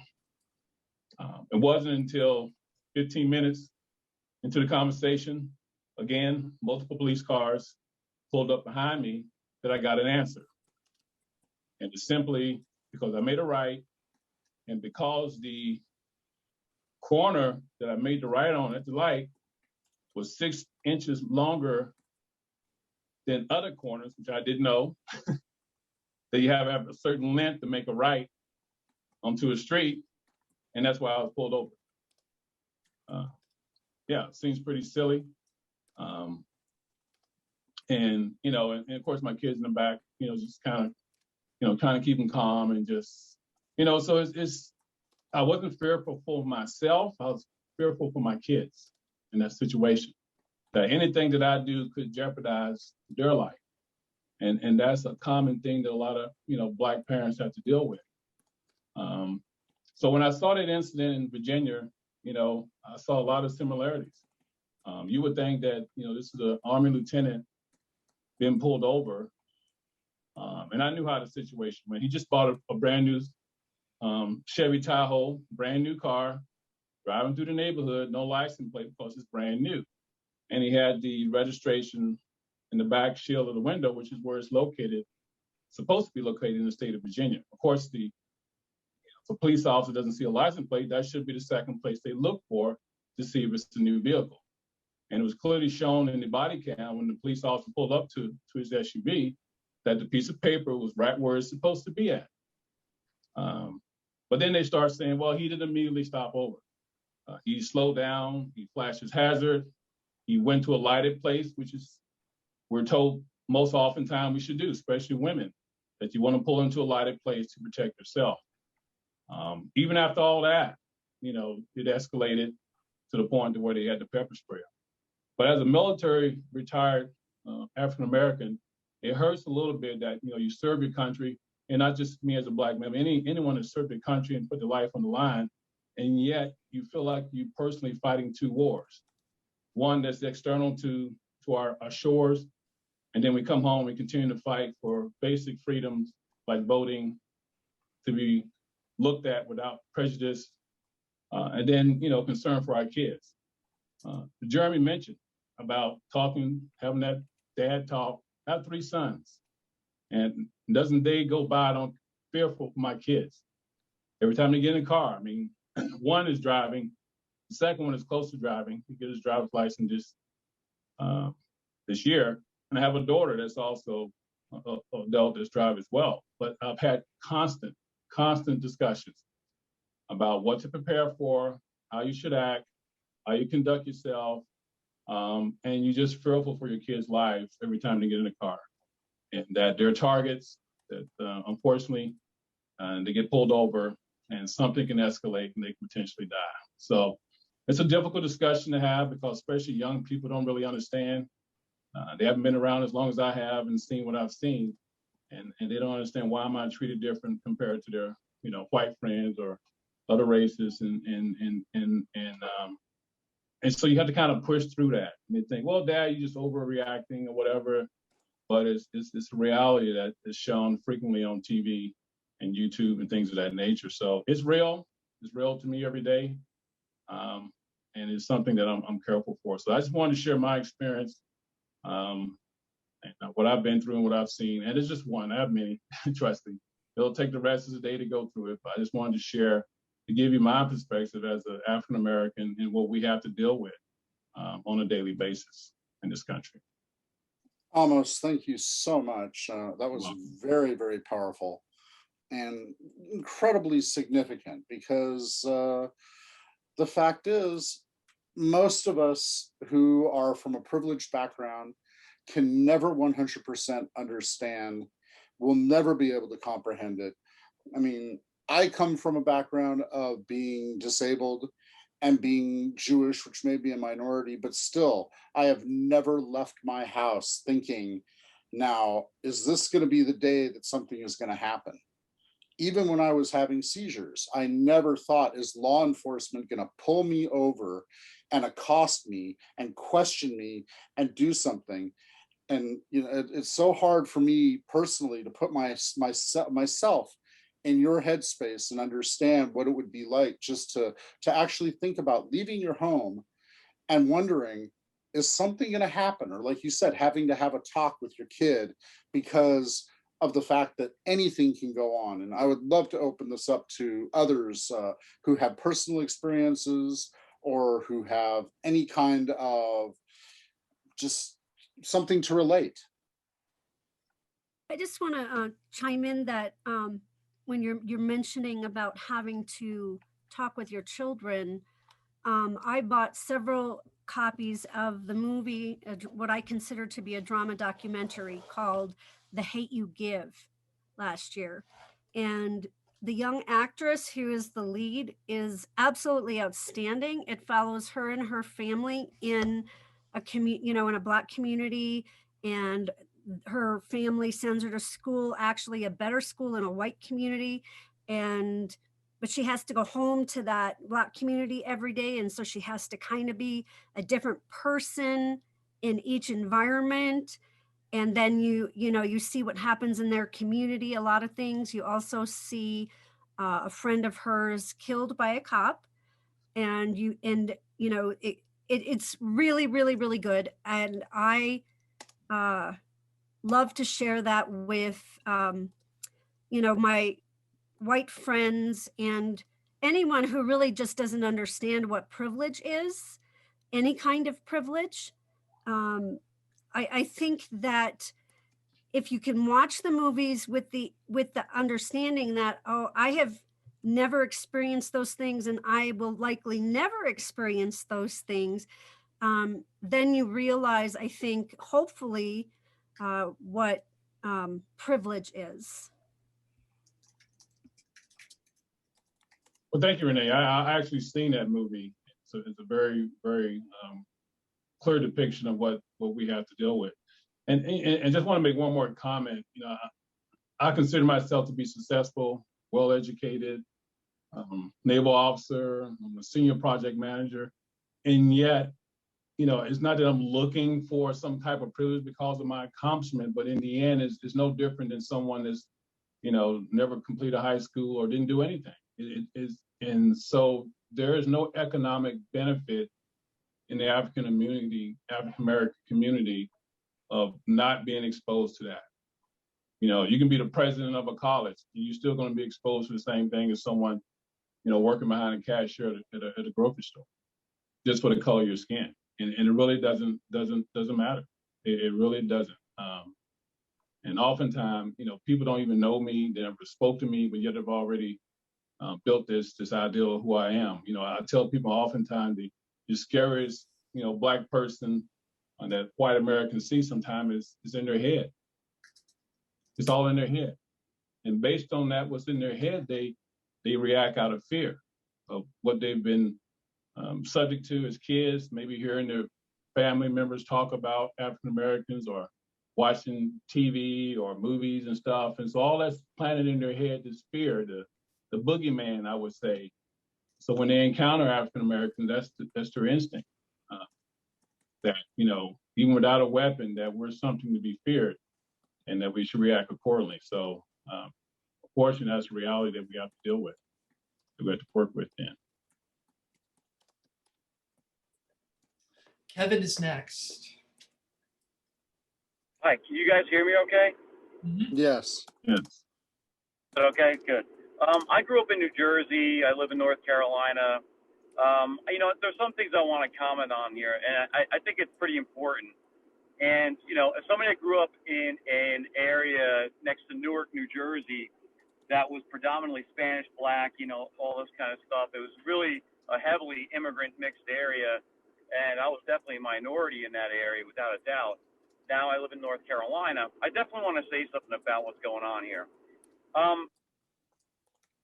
Problem that I see that nobody's really discussing, and it's really what I come back to commonly is all the numbers and everything, interactions, all this kind of stuff, really reflects on cultural norms, values, and behaviors, and differences between those. And what I'm talking about is if you look at let's just look at, like, say, Asian Indian cultures, right?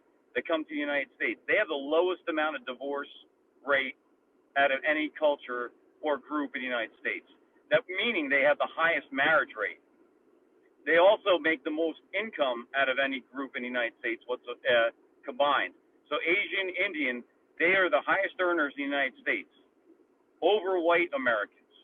They have the lowest divorce rate, meaning they have the highest family, they have the tightest family structure. Their norms, values, and behaviors that they generate amongst themselves that are passed down from grandparents to parents to kids is very strong. If you look at the National Spelling Bee every year, who's the last 20 contestants?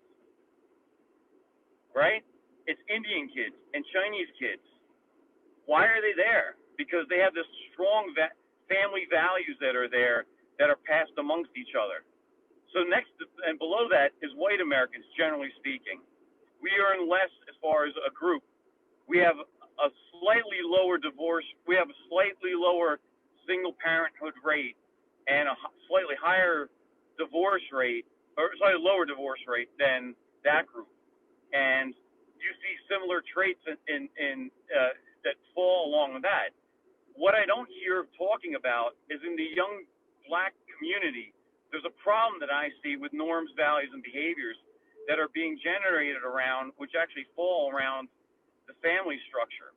And that to me seems like a lot of the problems that actually lead to values and behaviors kind of recycled amongst each other, like as far as young Black males, if we're talking about violence or something like that, where there's, police stops and everything like that that would lead to bad interactions with police. You have, it's unfortunate to say, but it is true that, the black population makes up, like I think it was stated before, by 13% of the U.S. population. The Black male population is somewhere like 7.5% to 8% of all the total U.S. population, which accounts for roughly 40% of all murders. There's problems here that I don't hear people speaking about. And I hate to say it, man, but it's really true that there's a certain culture of glorifying like gang culture in the young Black male population that has to be addressed for all these, for certain value systems to kind of be disenfranchised in the mindset of certain people. And there is a certain amount of that has kind of leaked into the white culture with like hip hop being glorified, and that, rock music has kind of gone to the side. I grew up listening to Public Enemy, NWA, EPMD, Boogie Down Productions, all this kind of stuff. Slayer, Megadeth, Metallica, Def Leppard, all that. But I grew up in an area that had a lot of that together, and I saw the negative consequences of what that mindset brought in New Jersey amongst friends and stuff like that. We have to reinstill this. If you look at the 60s and 70s and the 50s between the Commodores and like great Motown artists that had positive messages that actually regenerated good ideas, that's been kind of walked away from over time, where now we have certain bad values that are regenerated that are, that have kind of like really destroyed certain things and value systems. And I think that's something that has to be addressed here as far as what's going on in America and popular culture as well. And I think it's to our detriment if we don't say anything about it. I really don't. I think that we really have to talk about that as a problem. And I hope people hear it, that it's something that people should talk about and not really look down on as somebody that says it, because I think there's definitely some teeth to that argument that has to be addressed. That it's been kind of like a culture mindset that actually has led to some problems here. And, it has to be kind of looked at it in a way, that leads to certain interactions. And, there was a study as far as police shootings. I'll end up with this. Boston University put out a police shooting study in May 2020. 52% were white shootings that killed white people. Around 16.5 were Latin, Asian, Latin versus Latin. And then, that made up about 70%. 5% were about Asian Indian, and the rest were Black Americans. So we have to remember that what we see on TV and everything like that, somebody brought up MSNBC, they're not showing the white shootings per se. They're really concentrating on the Black shootings. We have to remember that stuff really kind of comes from the media, and it is predominantly white Americans that are being shot. Yes, there's more of a population in percentage, but why is the Black culture actually having more interactions and stuff? And I would say that some of that is derived from the mentality, which the high murder rate, and where I live, 85% of the murders in the area I live are committed by Black males. And they're trying to fix this in the area, and we have to look at the root cause of that. I think we have to kind of include that in the conversation, not as a blame game, but as a reality thing. And I kind of wanted to pass it on to everybody. there's far more to it than that. Michelle. I just wanted to add, and Kevin, to what you were saying. I don't necessarily agree with some of the things that you said. To me, some of the things you said really sounded like ideas that demonstrate correlation without clear evidence of causation, right? There are things that are related to each other, maybe, and then we're extrapolating a lot of stuff from those, some of which perpetuate stereotypes. And I try to be very careful with not perpetuating stereotypes, because I was raised making fun of myself, making fun of my ethnicity. It was the funny thing to do, to put yourself down, right? It's what we're calling boomer humor now. Put yourself down, put each other down. That's when it's funny, and it's not really all that funny. Yeah, I think someone put in the chat that there's certain stereotypes that are incredibly harmful. Not everyone in a certain ethnic group is a superstar at spelling. Some people have neurodivergent situations. So there's a lot more to it than some of the points that you made. I do agree, you made some valid points there. But as far as income goes, I looked that up because I hadn't heard the information that you shared. And I do see you're right. Indian Americans do, and Taiwanese Americans come up with at the highest income rate, 2019 median income, and the lowest is actually Native American tribal groups. And we're looking at in the Apache Nation, people are making an average $28,000 a year. Can any of you imagine living on $28,000 a year? I mean, that's college years, right? That's what you do to get by in college. I mean, that's what I did to get by in college, right? What's very significant to me is what we were talking about before. Instead of looking at religion, it's really economics. And you can go all the way back to the beginning of this country, the time when the Constitution was written. Most people in here would not be eligible to vote because you weren't a white land owner. The whole thing was set up from the very beginning about economics to keep people poor. And you go through the Jim Crow era, you look at what was going on with sharecropping, you look at what's going on today with inner cities. The same thing keeps perpetuating. It's really about economics more than anything. We can say, oh, there's racial this, there's gender that, but take the time to think maybe that these are smoke screens. They're deflections. They're things to get your mind occupied away from what's really going on, which is the rich want to get richer. The way they do that is on the backs of the poor. This goes all the way back to the feudal system. You know, back during the time of the lords and the kings, they understood you keep the serfs happy or the serfs rebel. Today, they have militarized to the point where they don't care if people rebel. They'll just shoot you down, they'll put a knee on your neck, whatever the case may be. So when we're talking about the economics, and I had put in the chat to say this straight out, the fact is, if we keep people poor in inner cities and we keep their parents working, and you got to connect the dots on this. If parents have to work full time, 2 or 3 jobs, they're not home to spend time with their children, period. That's a point. Then if you look at the fact that your parents aren't there to provide you love, support, talk to you, what happens? You become a latchkey kid. You raise yourself.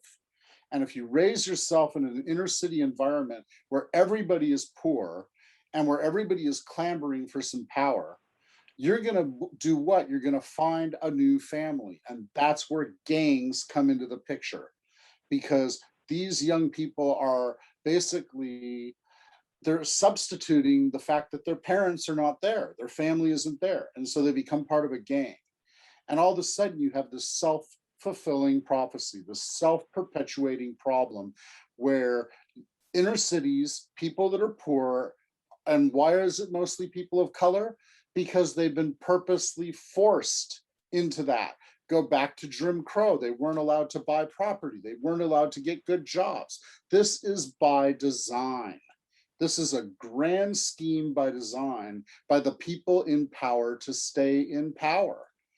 And so let's not have disillusions. Oh, well, you know, this is because they choose to be this way, or because they're living in this environment, or for whatever religious thing. We can get past the religion and realize this is about economics. And that's why I brought up earlier, in the county of Orange, and now I'm going to go out on that limb. This is one of the richest counties on the face of this effing planet, you guys. And in this county, we have the poorest and the richest school districts in the entire world, where we have children who are getting free school lunches, and that's how we got these statistics. And we have children that are showing up to schools in Mercedes and Escalades, and they live 15 miles apart. 15 miles is as far as the crow flies. It's nothing. So the fact is, it's all about economics, and it's being done purposely or purposefully. So the fact is, I think if we focus on the economics more than anything, and like Craig put in the chat, $28,000 a month, there's no way anybody today can live on $28,000, not a month, excuse me, a year. What about someone making $10 or $15 an hour? You can't do it. It's not possible. But they keep talking about it. And why does Congress talk about it? Because it's a deflection. This way we get your attention thinking about what we're talking about over here while we continue to screw the people. So I think as humanists, one of the biggest things we need to do is we need to start defining what is really going on. We need to sort through the deflections, the minutia, and realize that what happened to George Floyd was by design. It was purposeful. And everything that led up to George Floyd was purposeful and by design. And who do we have up next, Jason? We have Renee, then Christine and Kevin. And then afterwards, we have two more truncated, shorter portions to bring up as we close out. So we're gonna wrap up very soon. And this is the birthplace of another series of conversations that have to be had. So Renee? So I actually kind of lost my train of thought for a moment there, but I want to just affirm what everybody's saying, because at the end of the day, it does come down to economics. And I won't, what I will say too, though, in my bachelor's degree, one of my capstone projects was a study on girls in gangs in inner cities and why they become members of those gangs, you know, the circumstances in their lives and why they can't get out of it. And it was incredibly eye-opening. I can't imagine living, you know, that life that way. As far as, you know, going back to, as far as the, you know, the points that many Native Americans make far less than some other groups. I think that I don't think that anybody's arguing it. It isn't a contest as to which group is more impoverished than another, although I do support some nonprofits specifically that focus on helping reservations in and around my state. But I think that when we're talking about the economics, we're talking about from the very beginning, the White House was built on the backs of slaves of different colors, not just Black slaves, but whatever country the slaves happen to come from. Most of them, of course, being Black. And then, if you look through the history, I have really good buy if you're into stuff. The New Jim Crow, I don't know if you guys can see this. The New Jim Crow, really good book by Alexander M. And there's a lot of really good classes where you can get just some of those basics on. Even Wall Street took advantage of slavery. I learned that last year. Some of our biggest corporations in Wall Street are still benefiting from that to this day. So I think that this economic piece is more important than anyone can realize. And I mean, we started this conversation talking about the George Floyd case, but I think that as humanists, it's true. We do want to find a way to make things better. And if we can improve things in our communities economically, then that's of course what we need to do. But we still can't give up on the social justice piece. And when it comes to the blatant murder of people by those in uniform. So. Thank you so much. Christine. Well, I don't really have much else to add. I mean, I appreciate, I really enjoy what Jeremy has had to say and what most people here have had to say.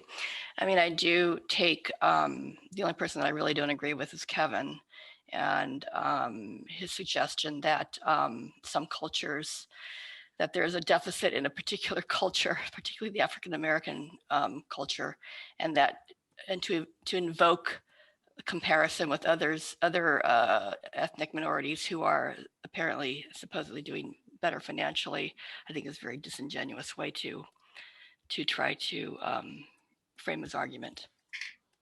Okay. All right. Kevin, would you like to address any points made to your points?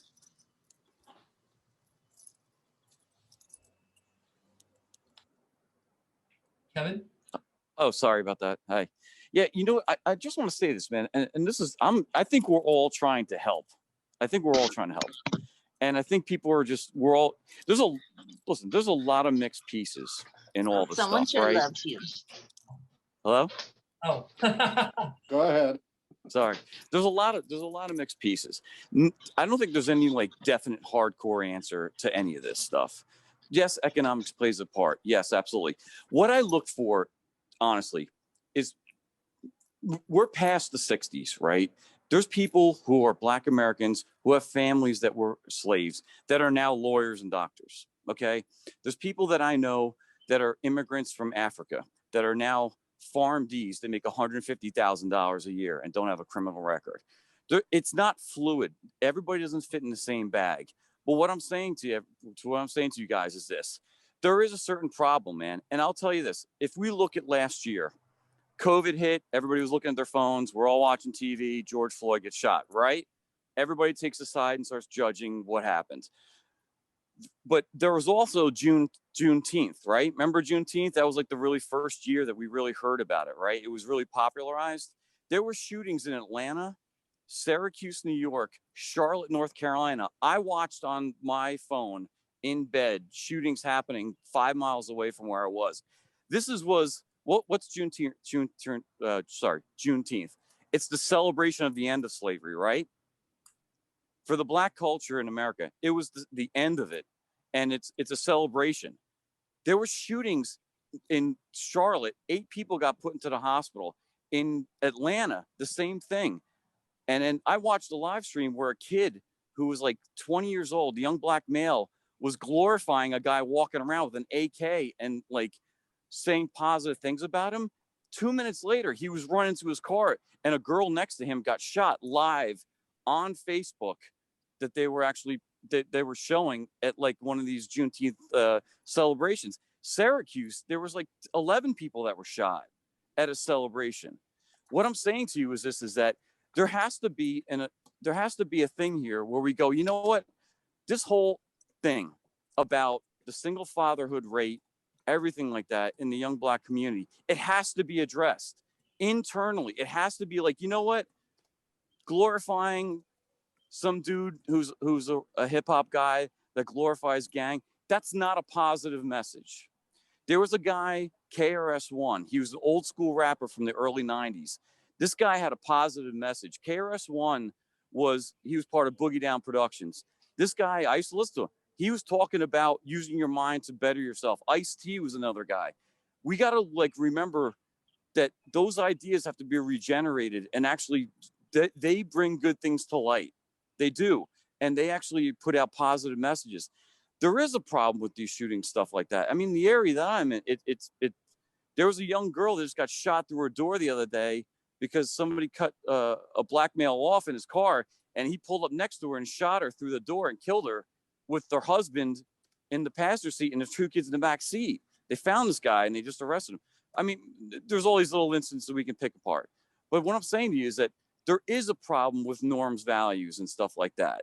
And that has to be addressed, man. We can't just like scoop this under the rug and call it Trump is a white supremacist or some junk like that. Because that's not exactly, it's not per se to be accurate to be like that when there's all these underlying reasons. And culture and mindset leads to your behaviors. What you have in your head leads to your behaviors. What you do in life leads to your behaviors. We got to remember that that's the stuff that actually gets passed around between people, like, you know, who you hang out with in life and stuff like that. You know what I mean?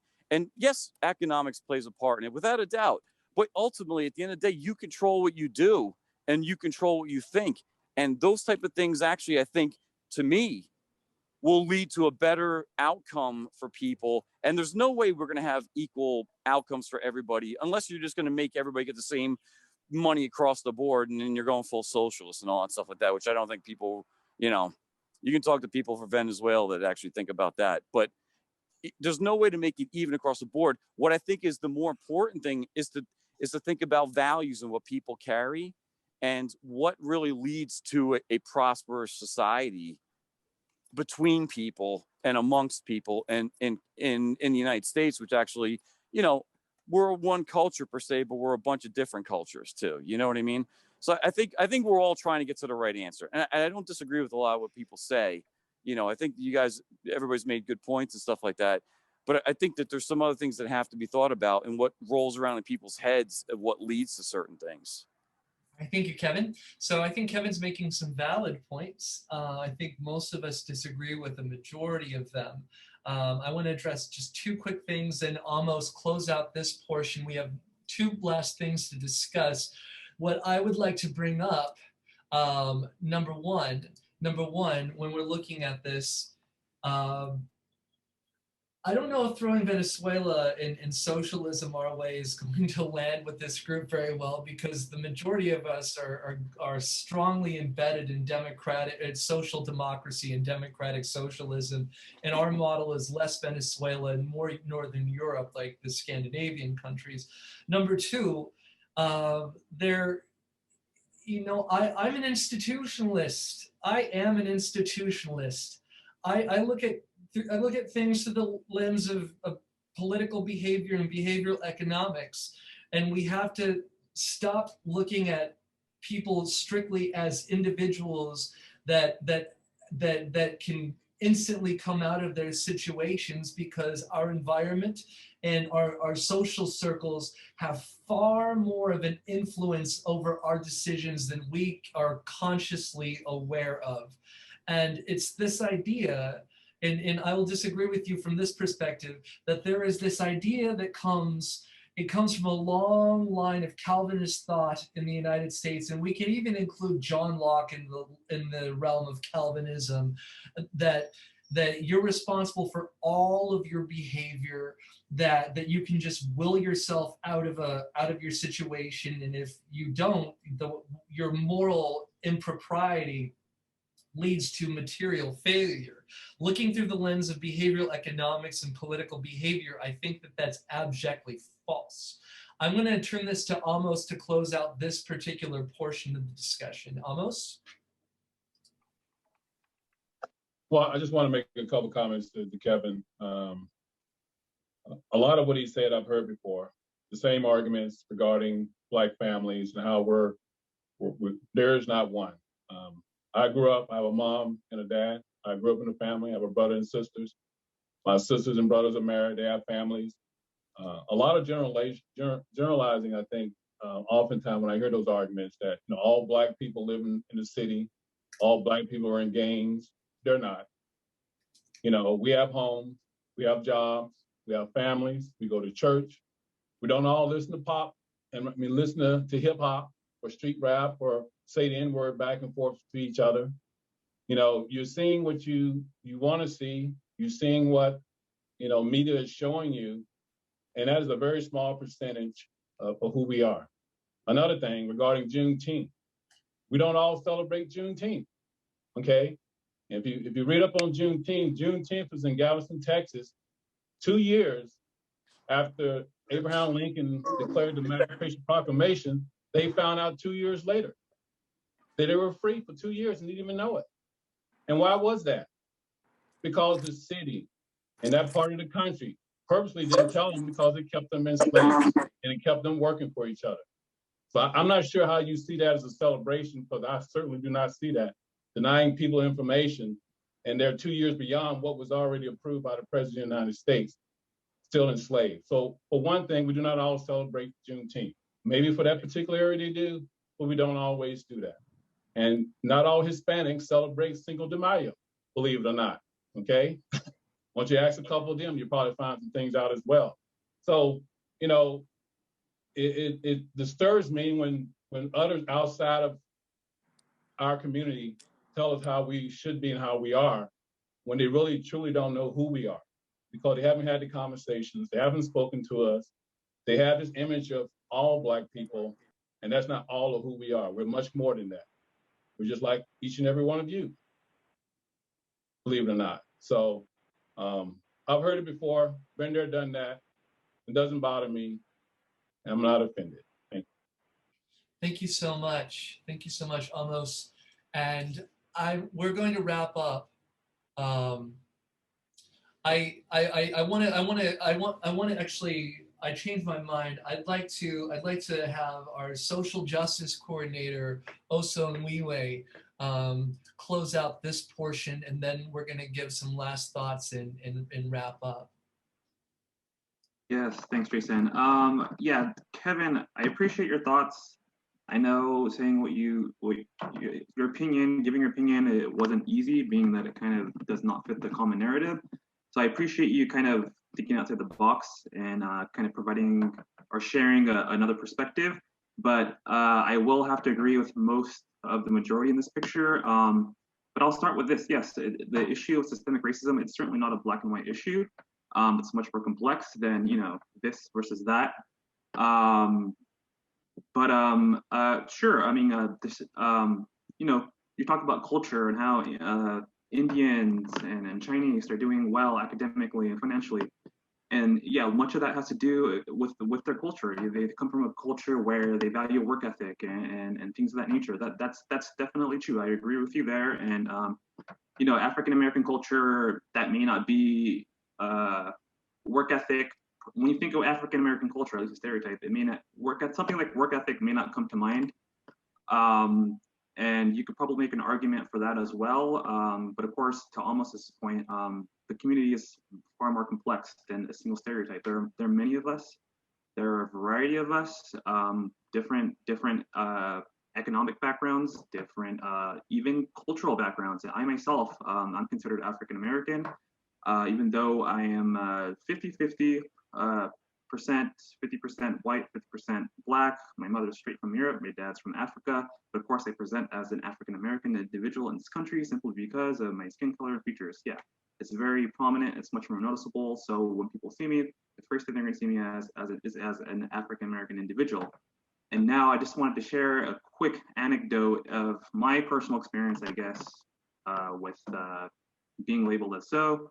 I happened to be taking a walk down my neighborhood, which is an upper middle class, I would say, yeah, about an upper middle class neighborhood, and majority of the residents are white. I was taking a walk in the evening. It was dark. I accidentally trespassed on a resident's property without knowing it.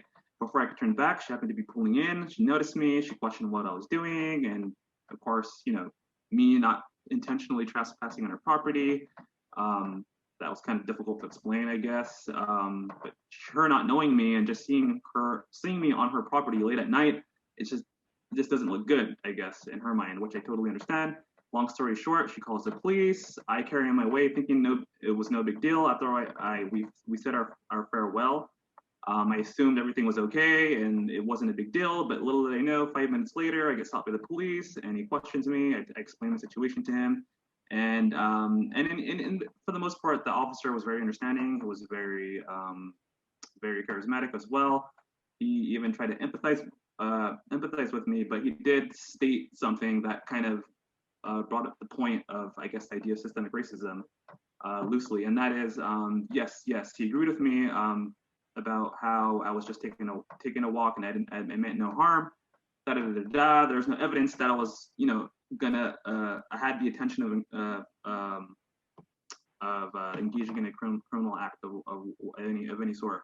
So he was just being empathetic, and he said, yes, but you know what happens when you're a Black person walking in a predominantly white individual. So that right there is just an example of what the stereotype is, or how far we still have to go, basically. So we don't see people based on the color of their skin or their features or their quote unquote race. So there's that. And much to what everyone else was saying, and especially Jeremy earlier, this issue of systemic racism is largely based on economics, and it does have a long history. And unfortunately, the much infamous history of this country, which was unfortunately based on racism up until, I guess you can argue, the 1960s. Some argue even later, once the Civil Rights Act became a thing, which is basically when African Americans were first actually acknowledged as human beings, which is pretty darn sad, which is just only a few decades ago. But yes, much of this historical oppression or racism made it very difficult for African Americans to kind of come up or climb the social ladder, if you say. So you see all these issues in the inner city with African Americans, other people, other minorities. I guess I'm specifically African Americans, the ones who who had generations of ancestors in this country. If you think of that where they came from, their ancestors, you know, being slaves up until the modern day and age, it probably wasn't just until 1960s when, you know, maybe getting a good job, purchasing property, and you know, be acknowledged as a human being and given rights to be a full participating citizen. That didn't happen until basically that time when African Americans can basically start to kind of build wealth and become productive members of society. So it's what am I trying to say? Basically, up until the 1960s, which is very recent, much of the problems we see in African American communities really didn't have time to change or grow or respond because we didn't have, you know, the resources to. Until this day, if you see a lot of schools, public schools, a lot of these problems can be solved with education. You did bring up education. So let's start with education, by the way. The way the education system is set up right now, a lot of schools are being funded by property taxes, right? Unfortunately. So you have poor schools in poor neighborhoods funded by property taxes from residents who can't afford to pay high taxes or pay for important resources like better teachers, better school equipment, et cetera, et cetera. So that's just one example of how systemic racism still plays a role in today's society. And then I did share a video, I think, in the chat that kind of sums up that and much more. But I'll end it right there, essentially. So basically, it's not a black and white issue. It's far more complex. But yes, systemic racism is still a thing. Right. Thank you. So this isn't the end of this conversation. This is just the beginning of this. Right? We had this conversation the last few months. This is the ongoing dialogue, and I'm really grateful that we were all able to come here today to engage in this dialogue. And generally, when there's a humanist or atheist meeting where these topics come up, it's almost always exclusively white. And today we did a lot more listening, and our conversation was not exclusively white today. And justice isn't going to immediately happen, but some justice happened. Chauvin was found guilty on all 3 counts, but during the trial, more than 100 people were killed by police. And yes, Kevin, you make some really valid points about how crime happens, but it's not just about the fact that certain crimes are happening certain places. The fact of the matter is there isn't fairness in law enforcement. There isn't fairness in law enforcement. And as Steve brought up earlier, people who hold the badge should be held to a much higher standard. And those who hold a badge operating under the authorization of force by the state should be expected to act in a fair and impartial way. And I know that we've been talking for much longer than our usual conversation, but quite frankly, this is a conversation that needed to be had, and there are voices that needed to be heard. Because part of the idea for today wasn't strictly to engage with the topics, but much like our last Sunday meeting where Jeremy put on his professor hat as Dr. Jeremy Cohen, psychologist, and talked about psychology and politics, and a Unitarian minister, Karen, had said, and Karen is going to come and give us a talk later in the future about Unitarianism and have a discussion with us as humanists. She said that, Jeremy, what exactly did Karen say about having too many questions in her head? She made the comment that from the talk I gave, I had put so many questions in her head that she didn't quite know where to begin. And I love the fact that I was able to say to her that, well, that's the whole idea of these discussions, is that we generate so much discussion and so many questions by the people who attend that it's just stimulating and it's rewarding because we all learn from each other. We're playing off of each other. And when I say play, I mean we're building from each other a consensus of what we really know to be going on in our society. Yes. All right. So to wrap this up, and then as we wrap this up, I'm going to bring up a couple more topics just shortly, just to introduce them for a later discussion, because this is something that has to be in our heads. Then we're going to give Michelle a final word, and then I will have a final word, and then Jeremy will wrap this up. And then I have one video, one song that we all have to see because it says the names of those who were slaughtered by police officers. So the questions we have to ask ourselves as we wrap this discussion up, and this is a question for next time. What do we expect from law enforcement? What do we expect from law enforcement? Do we expect, can we continue on the path that we're going down? There's something called the broken windows strategy, where you take care of small problems. But ultimately, the broken windows strategy has led to increased scrutiny in certain areas. And the broken window strategy, Frontline covered this, it's utterly failed. It worked for a while, but it's utterly failed. We can talk about how police should operate. We can talk about defunding, like de-escalation, defunding the police. We can also talk about disbanding the police. I'm going to share a couple links, and I'd like you guys to read these. I hope that it's not going to be blocked by a paywall. But both of these links are from articles from Foreign Policy magazine, and they are so relevant to this subject that I hope that you read these. And I'm going to share, actually, I'm going to share one other link. I'm going to share the link to our Slack. And please, please join our Slack channel, because on Slack, you can carry on with us and carry on this discussion. And so there's one thing that Minneapolis was talking about called disbanding the police. And there's a country called Georgia.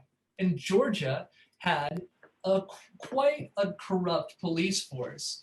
And in Foreign Policy magazine from June of last year, Mikhail Saakashvili, the former president of Georgia, said that when he came into the presidency, Georgian police were quite corrupt.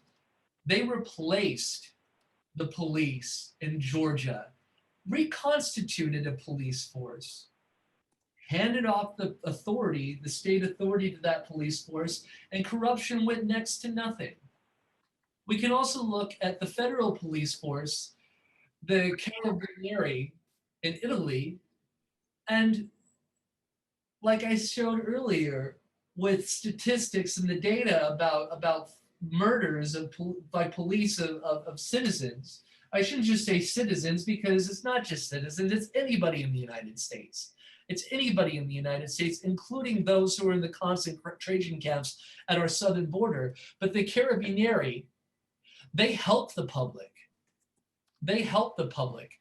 A military corps known for its good conduct and wisdom, called the Royal Carabinieri Corps, is for the purposes of contributing to the overall prosperity of the state. That can't be separated from the protection and defense of our good and loyal subjects, and from the punishment of the guilty, wrote Victor Emmanuel I of Sardinia by royal decree, establishing this police force, and they help people.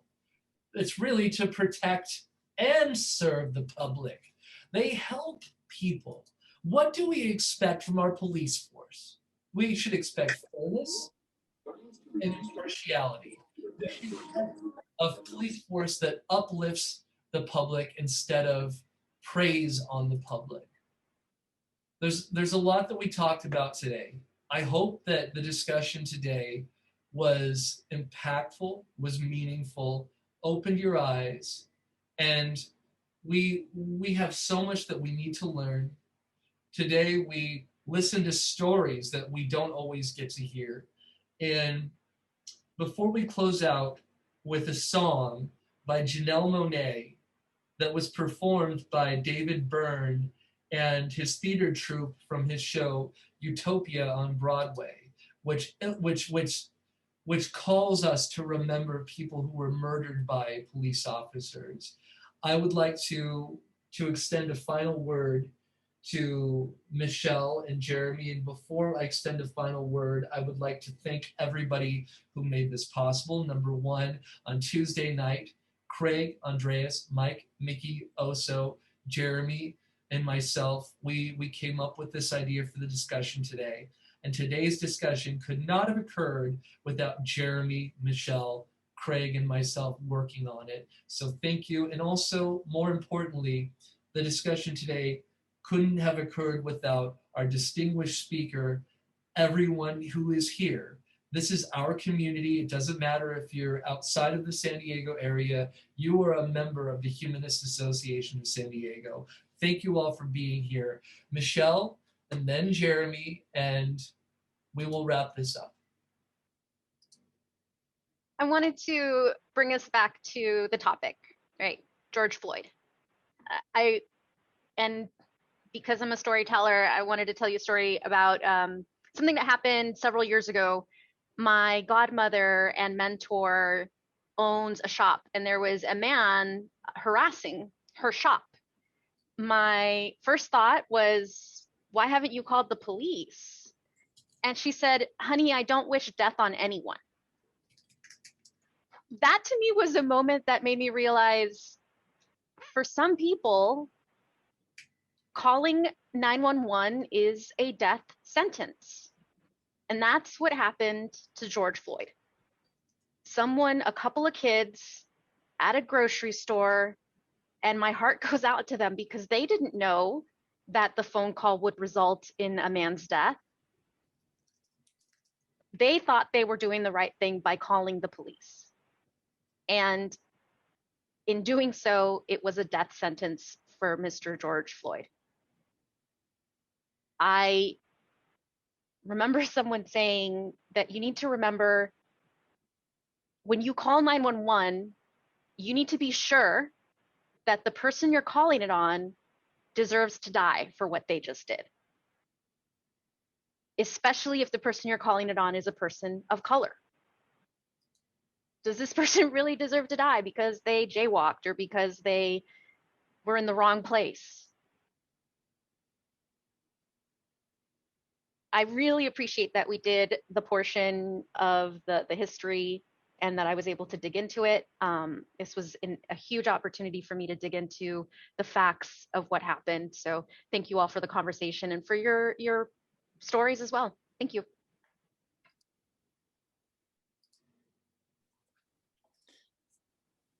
I just put it in the chat what I'm going to say. Tzedek, tzedek, tirdorf. That's Hebrew for justice, justice shall you pursue. This is a motto, and it's not just for Jews, it's for all of humanity. We're at a watershed moment. All of these issues, from racism to economic disparity and every subject in between and on the peripheries, have all come to a head right now. We have the opportunity to really change our society for the better. The Chauvin trial showed that justice is obtainable. We must hold the feet to the fire of every person who is in a position of power, whether they're an elected official or a police officer or a teacher, everybody. And we must demand that they answer to us, we the people, all of the people. We have an opportunity. This situation that occurred with George Floyd is not an isolated incident, but because of a courageous young girl who was willing to film it. And like Michelle said, you know, it's such a horrible thing that you film it and then all of a sudden what happens? Someone winds up dead. But this was a fuse that was lit. And we have an opportunity as humanity, not just as the US, but as humanity, because we've seen people around the globe protesting, and we know that this is real. We can't just let it go. Oh, there's a verdict, the man's going to be put in jail. Well, guess what? That's just the beginning. That's the tip of the iceberg. We got to fight in every single community that we live in and make this happen. And why I say this and why I brought it up and I started it with Hebrew is because I come from a people who've been fighting this fight for 5,782 years. We understand what it means intrinsically to have this. And I'm not saying that I can understand what Amos or Steve or Oso have ever gone through. I can't. I've never been there, but I do understand on a sympathetic level that this is wrong, what's happened to people, and it's been happening for thousands of years, and we have a chance to stop it, and it can't be one of us. It has to be every human being collectively on this planet that says enough is enough is enough. We have to tear down the institutions of racism and hate, of economic, disparity. We must do this at this time, because if we don't, we're selling the next generation and the generation after that right back into the same slavery that we're coming from. Thanks so much. And thank you all so much for being here. We want to continue this discussion again in the future.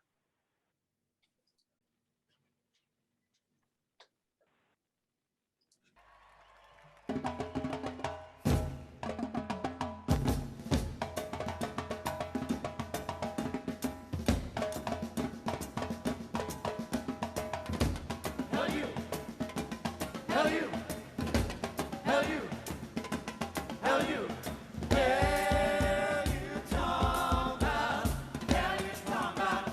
Hell you talking about. Hell you talking about. Hell you talking about. Hell you talking about. Hell you talking about. Hell you talking about.